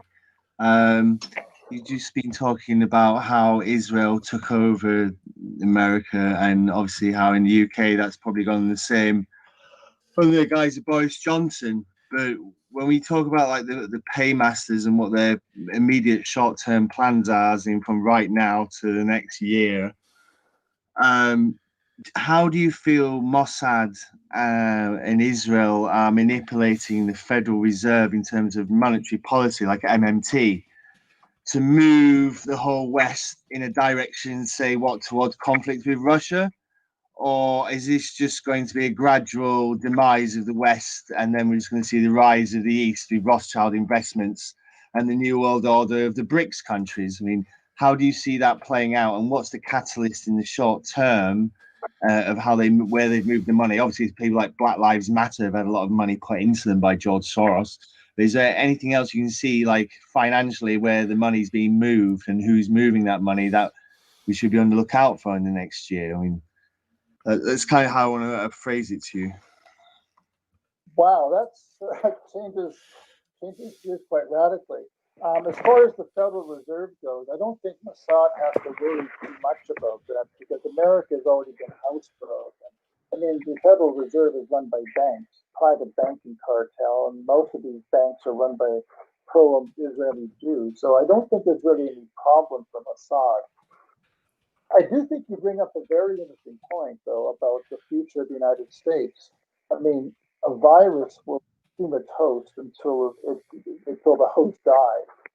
And so it's quite realistic to expect that Israel might be looking for other nations to colonize, to be the next great teat that it can just sort of suck dry. Indeed, they've mentioned Ukraine on that, but just focusing on the money for a second. If the Treasury is telling the Fed that with the latest tranche of money, you've got to directly monetize that, say with the new Fed Now payment system, which they want to roll out and replace SWIFT, surely it's the Treasury which is telling the Fed what to do. And if Mossad controls that through sexual black ops or bribery or however, they're able to control the printing of the money directly, a foreign agent of a foreign power. So the question is, if Mossad isn't taking the Fed, but perhaps takes the Treasury that controls the Fed through directly legislating financial power to the Treasury from Congress or whoever, controlled by AIPAC, is there not like a threat that America's own money supply, the Federal Reserve, not being used for foreign policy effects, which would draw us into a terminal decline if nothing is done? Well, yes, but the thing is, the Treasury is an agency of the federal government, or is the federal, the Federal Reserve is a private cartel. So I don't think the Federal Reserve has to worry too much about the Treasury. The Department of Treasury may make policy, but it's the Jews who run the banks that run the cartel that basically control the money supply. And as you remember, this came out of the 1920s or so when there was a stampede in New York, when there was a J.P. Morgan engineered a panic demand for the public to demand a Federal Reserve, a central banking system, because he faked that there was a run on some New York bank. Because the MMT crowd do seem to think they can get the Treasury to print off any amount of COVID money now. That's almost a vehicle in which MMT policies being introduced. It was going to be under an environmental catastrophe and measures, but really the COVID has been a more urgent vehicle with which to move that. The MMT crowd via the Treasury, so they are targeting the Treasury. Obviously, I don't know if that's going to be successful or not, and what the results of that are, but I just wanted to throw that out there to link that MMT theory with people pushing for the Treasury to actually get the Fed to do the monetizing of the debt, maybe through a digital dollar to people's mobile Obama phones. Obama phone. This is not area of my expertise, actually, but I'm thinking because the Fed is so independent, I don't know why it needs to worry about the Treasury. I think they're trying to buy the world. I think they're going to literally try and buy the whole world. And the next crisis and that next tranche of COVID stimulus money is what everyone is hanging on. Not really the election. The election is a distraction. It's a dog and pony show. It's when the next large tranche of money, which dwarfs the last amount, is going to be printed. And that's what all the eyes are on. And MMT does seem to be the vehicle with COVID to introduce that, I think. It is an interesting theory, and I think that's it is a possibility. But I think if the Fed tries to buy the world, I think you might end up with buyer's remorse. I actually do think that. I actually do think they're going to try and monetize $40 trillion and try and move that around the world and introduce the Fed micromanaging everybody's lives regardless of borders or law. Yes, Steve, great call. We're at the end of the show here. We've only got a closing moment here. Greg, I really want to thank you for coming on the show. I really like your method of thinking and your exactness in high standards for proof for something that's excellent. And I hope you can come on the show again sometime soon and continue this conversation. I'd love to. By the way, your listeners should go to policypublishing.com to get my book. Okay, that's it, guys. Thanks a lot. Until next week. Bye-bye. All right. Wow. That was a good call, huh? Yeah, he's persnickety, but in some ways I respect the fact that he wants to be so precise in his research, and that's very cool to find that backbenching Connecticut congressman who ran that law 11 months before this scamdemic even happened, and he doesn't want to play fast and loose, and yeah, I can't blame him there. Well, on the other hand, as the conversation went on, we both posed questions to him, and he was starting to think, well, yeah, maybe that is possible. He started off with, well, there's not enough proof. But then as he went on with his own thinking, he started, well, that could be possible, actually. Yeah, that was cool. And, he doesn't want, the typical, limited intellect conspiracy theorists just saying, no, man, this is what happened. We're not that. We are skilled researchers, having done this for decades. And, I'm not as exacting as him. I would love to be able to, have that kind of proof, but it's limiting because these corporate globalist oligarchic Satanists, they're not that dumb, and you have to use inductive and deductive reasoning to come to these conclusions. You're never going to have proof. You're never going to have smoking guns. It's just not going to happen. No, but then, if you go with the concept of, qui bono, and all of a sudden, things start to fit into place a little more, because like I pointed out, well, who's the big beneficiary of all this? The big corporations that have access to magic shekels, and the small businesses that don't are going to be left to flap in the wind. And he wanted to know what the motivation would be. The motivation would be a further steps towards oligarchy, monopoly, and ultimately communism or fascism, whatever you want to call it. I mean, there's not a huge difference at a certain point. Yep, that's exactly right. And I mean, yeah, but it's interesting to have reasoned discussions with people like Greg Felton. I mean, it's part of what we do is we're entertainers, and so we are and want to wake people up and somehow shock them out of their Talmudic entrancement. And so so we say things to wake people up and shock them, but everything we talk about, we have proof of. It starts somewhere, and then we add the inductive and deductive reasoning, which I think makes for great radio and video. And so I think that's why we're gaining more and more viewers and listeners as we move along. Well, and isn't it interesting that once you understand what the agenda is, isn't it convenient at the very least that both 9/11 and COVID are rapidly moving those agendas forward? So at the very least, these people are very lucky, right? Yeah, exactly. And yeah, I really liked he laid some things out, and it was and then we came back at him and just brought up some points, and I thought that was great, as you observed a few moments ago, that he was like, let me think about that. And so he factored in and was willing to consider it, right? It was really cool. Yeah, absolutely. And like you said, I really do appreciate, the high standards of proof. That's a good thing in a lot of respects. So it was an interesting conversation. It's oftentimes it's more interesting when, it's not just one giant, oh, I agree. Right.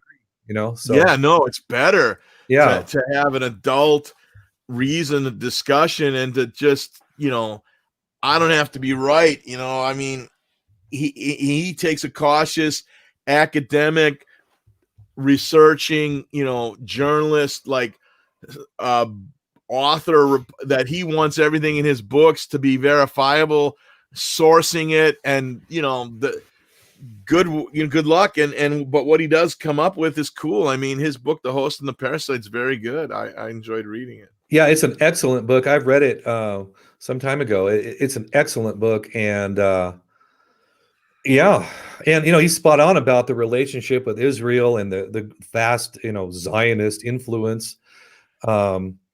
So I agree with all that. It was very interesting. Of course, he's coming more from the left in his perception of things, but he's also open to saying, well, look, it's just two birds or two wings of the same bird, which really is true. That's a great comment here by Heath Tolson. I'll put it up there. The harder those lucky bastards work, the luckier they get. Yeah. There's some great comments in the chat on the YouTube today, and you were out of the room, but there was a comment too earlier about Gerald Ford being from Ken McBride. President Ford was a Freemason and covered up the Kennedy assassination because he was. I believe he was on the council. Yeah, there you go. I scrolling up and right. Yeah, I mean Gerald Ford was in it. He up to his eyebrows, and he had the kind of personality. He was an earlier Reagan with just a good old quiet guy, a man who served his country and played football for Michigan and all that. The classic guy.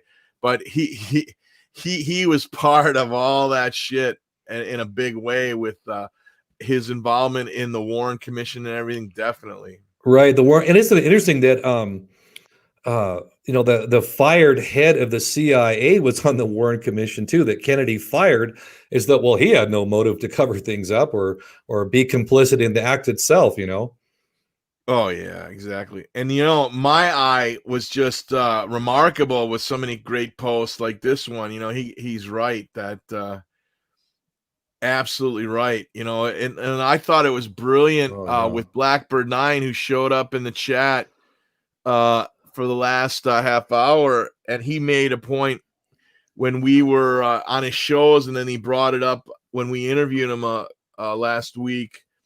the whole the whole goal is the Zionists want to create a worldwide Sovietization where we're all enslaved client states, and they control everything, and we're scraping around, and if they have something we need, and they'll take it, and we're all trying to survive. That's exactly what they're doing with this Great Reset. It's just so ridiculously evil. Yeah, it's true. And of course, the hook to get people to go into it is this promise of universal basic income, which will be really nice for a while, maybe. But then, of course, the standards in order to keep getting your check are going to keep going up and up. And if you don't comply with everything that they want from you, you're not getting your check. And meanwhile, the old economy of free market, small business, so on and so forth, has been demolished. Yeah, that, and they control the fiat currency, even though it's now digital. And so I guarantee you that once they start out with a universal basic income, they're going to introduce apps that allow you full Las Vegas gambling legal nationwide. And so they're going to get you two ways. They're going to start charging $5 for a loaf of bread, and then they're going to get you to gamble away your basic income, so you're still starving and desperate. Oh yeah, good one. They're going to get you coming and going. Yeah, that's a good point. I hadn't thought of that. That's how they roll. That's how they roll. Yeah. Yeah. Well, I made a bunch of good comments, man. I appreciate him being in the chat room. And, we'll have to get Steve to come on as a caller, or, have him come on for an hour some point. And because he knows a lot about this banking aspect and the money aspect connected to, Zionism. And I known him about 10 years from the old days of the Information Underground, which was Ogner's old message board site from years ago, back when Daryl Bradford Smith was really rocking the waves with his shows on Zionism and Jewish control. So yeah, I thought that was a great call too. Now, is the guy who called in at the end, is that MGT, Steve? Are they one and the same? Yeah, it's the same guy. Yeah. Oh yeah, we should definitely have him on again, without a doubt. Yeah, right on. Yeah, I love people who talk about, because it's so criminal. So criminal with what the internationalist Jew, the globalist banking cancer get away with, with this whole bubble upon bubble. The greatest flipping bubble is the derivatives and options bubble, which is now at 1.4 quadrillion, which is either 1,000 or 1,000,000 trillion. I'm not sure which. I believe it's 1,000 trillion. 1,000 trillion is a quadrillion. Yeah. Okay.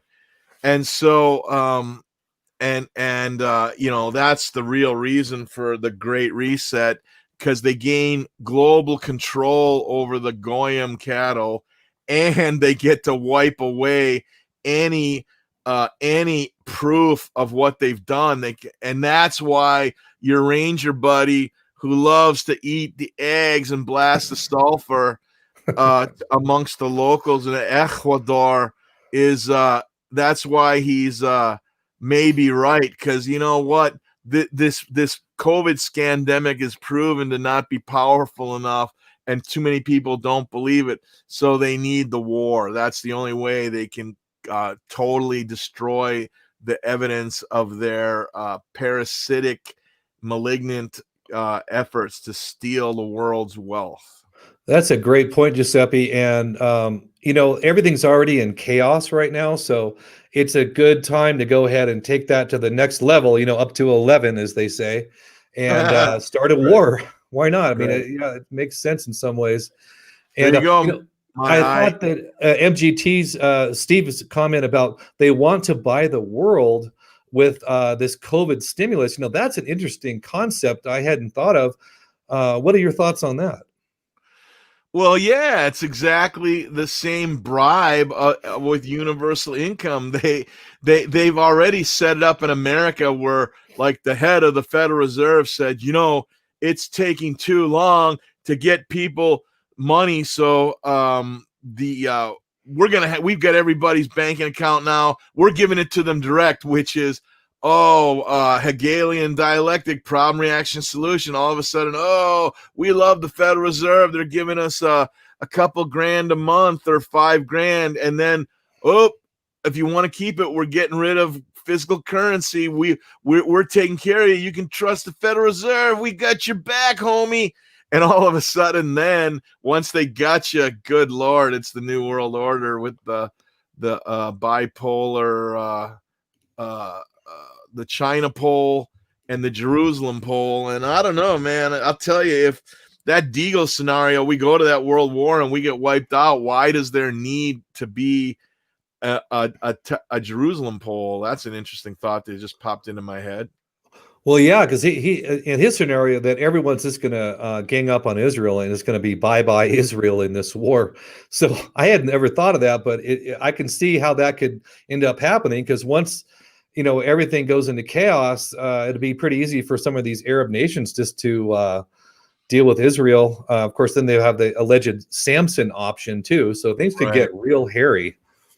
Yeah, that was weird. Who the hell said about a couple months ago talking about Israeli nukes, and somebody, I don't know if it was Murr Bailey or someone in the chat said, but the U.S. has the codes to all the U.S. controls the Israeli nukes. And I'm like, what?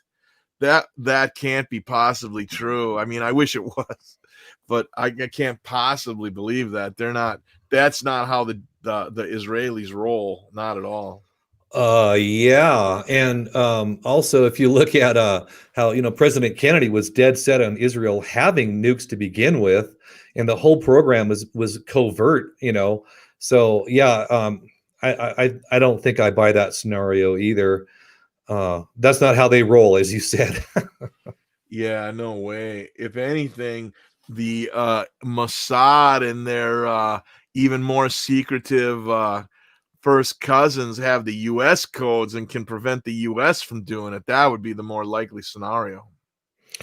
Well, that is interesting because, one theory that's been postulated by a lot of people, most notably, I guess, by Joel Skousen, is that in this Third World War, America is going to intentionally take a nuclear hit from, China or Russia, and then intentionally lose the war. That way, then you have the Chinese system introduced and sort of squashing the idea that America and people that think they have all these freedoms are going to be in the game much longer. I don't know.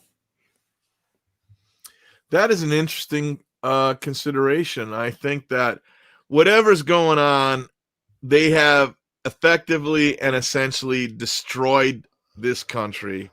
And it's kind of like in those martial arts movies where the big final fight and the villain looks like he's winning, and then the hero pulls off this remarkable move and puts a sword through the heart, and for a second the villain doesn't know that he's dead, and then all of a sudden he slowly realizes it and looks down and takes a few steps and falls over, and that's essentially the United States. Doesn't realize it's dead yet.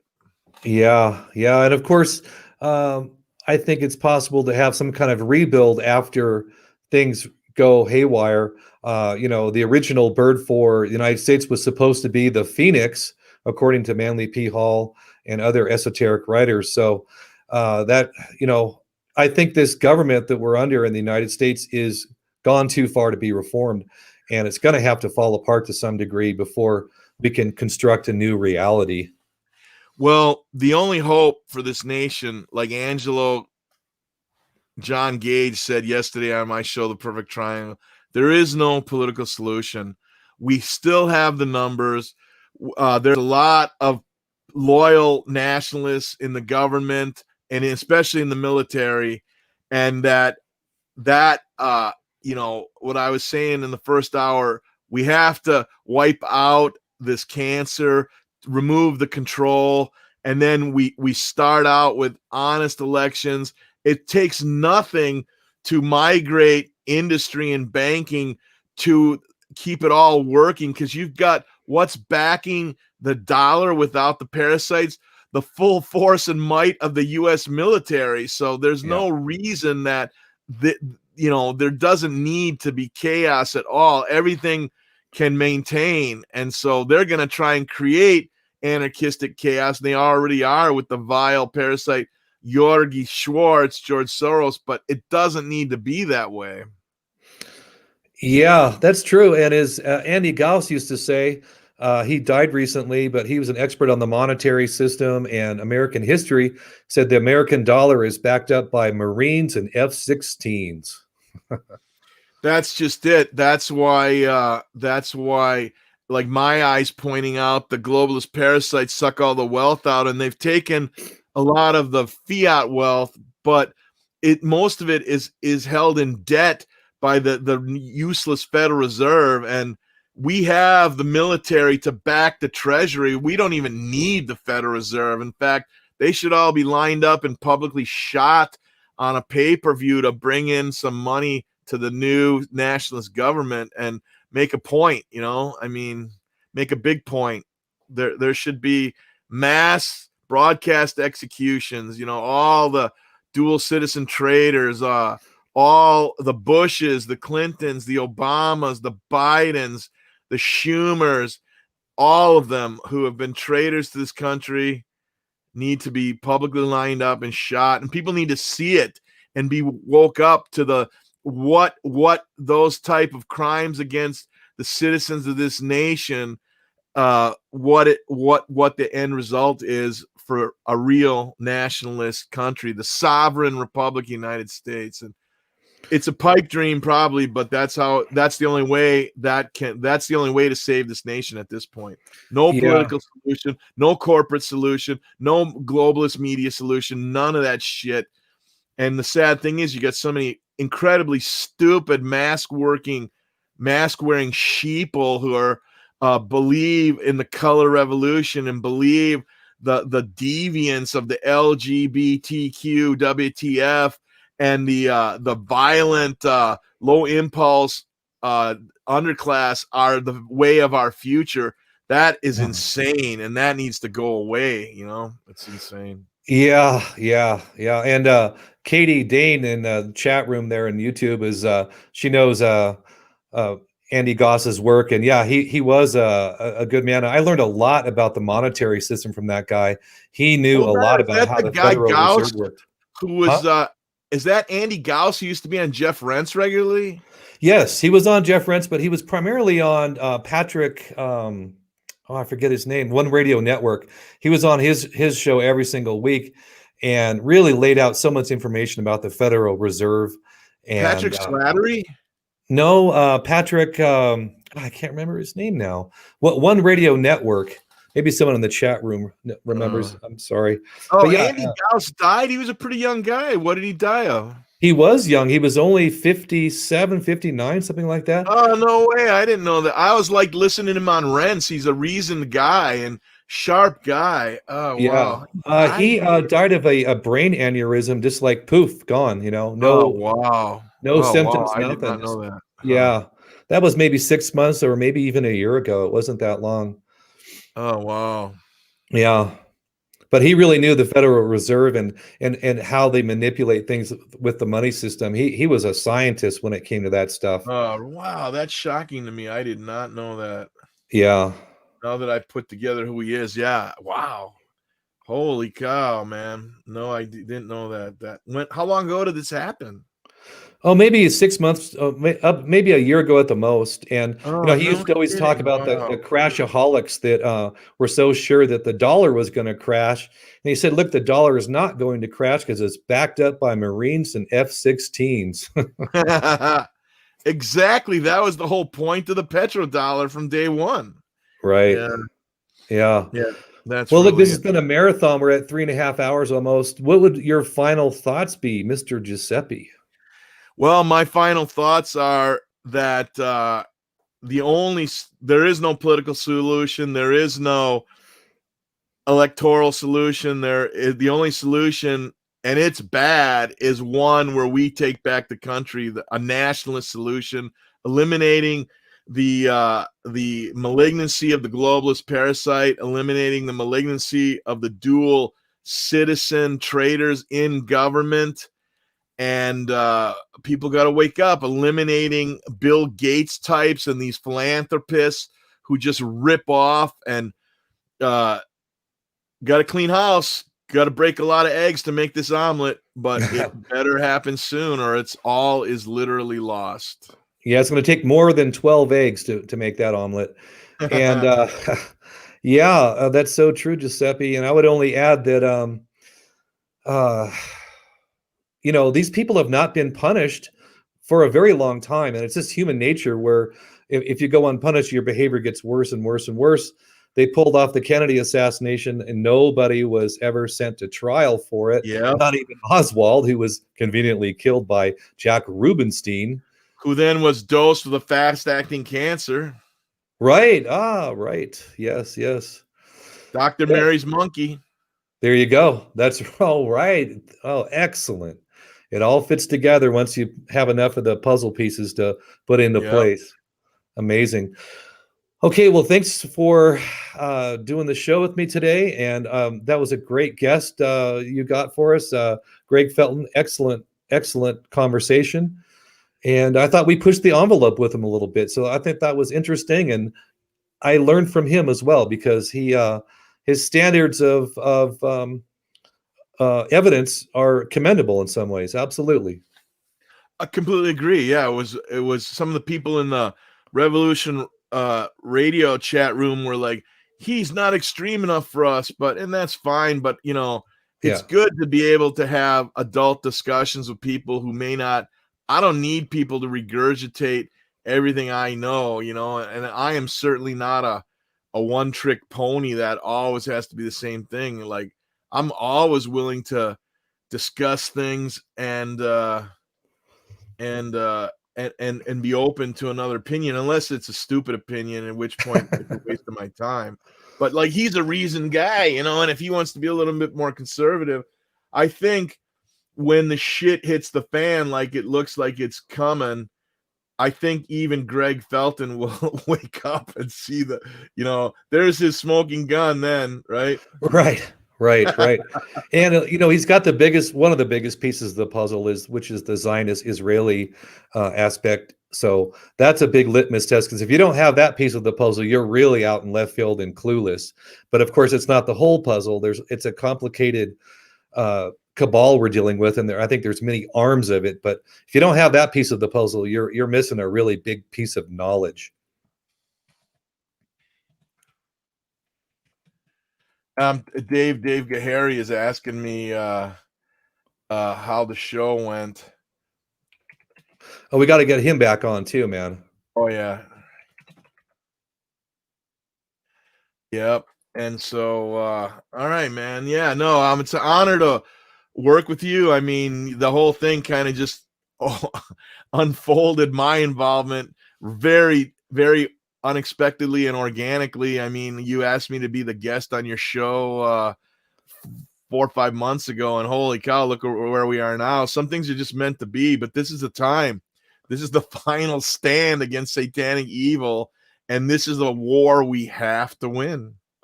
You're so right. And for the future generations too, we can't just flush down Western society and Western culture, all the great literature, art. That's all under attack as well.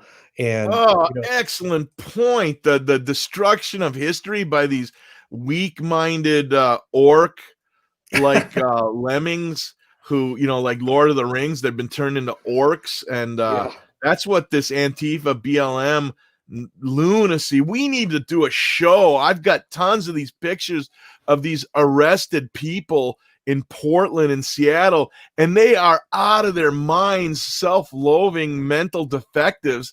And we need to find a guest who's looking into that. And why is that the case with these subhumans? They've turned themselves into subhumans. And what's up with that? They're so nihilistic. Is it the video gaming? Is it the you know, because a lot of people learn to code, as they say, and are doing really well in this new world. But these people choose to be self-destructive, and they want to take everybody down with us. And what the hell is that all about?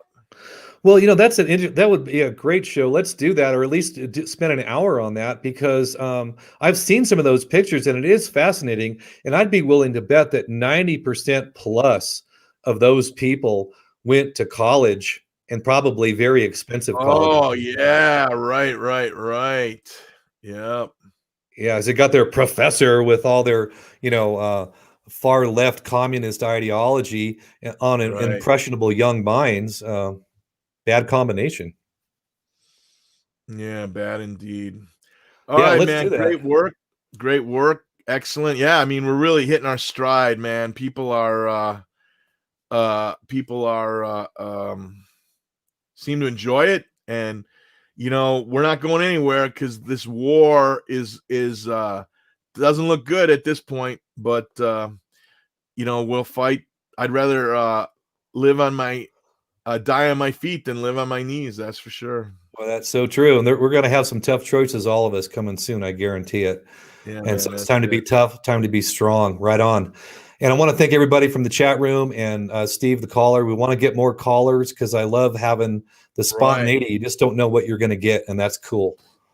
Right. We definitely need to try and pull that in sooner. And Steve, you're welcome anytime. My eye, get on Skype and join some of our shows. And Heath, come on the show more often, man. It's great to have discussions. You guys are making excellent points in the chat. Why don't you join us on Skype? Skype's a free app. You guys can come on in.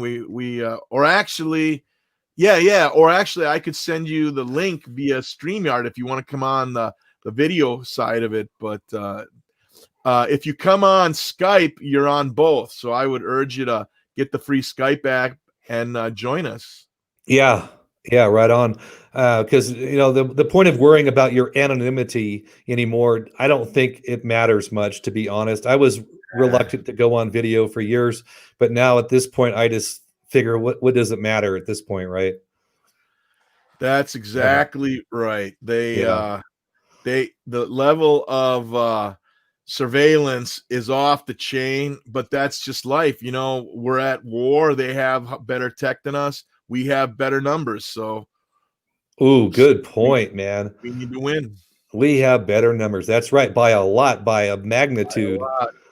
Yeah, right on. Okay, well, that's a great place to stop the show with your excellent point there. We have the numbers, man. Right on. Right. So until next week, thanks for everybody for coming on, and we'll see you guys next week. Take care.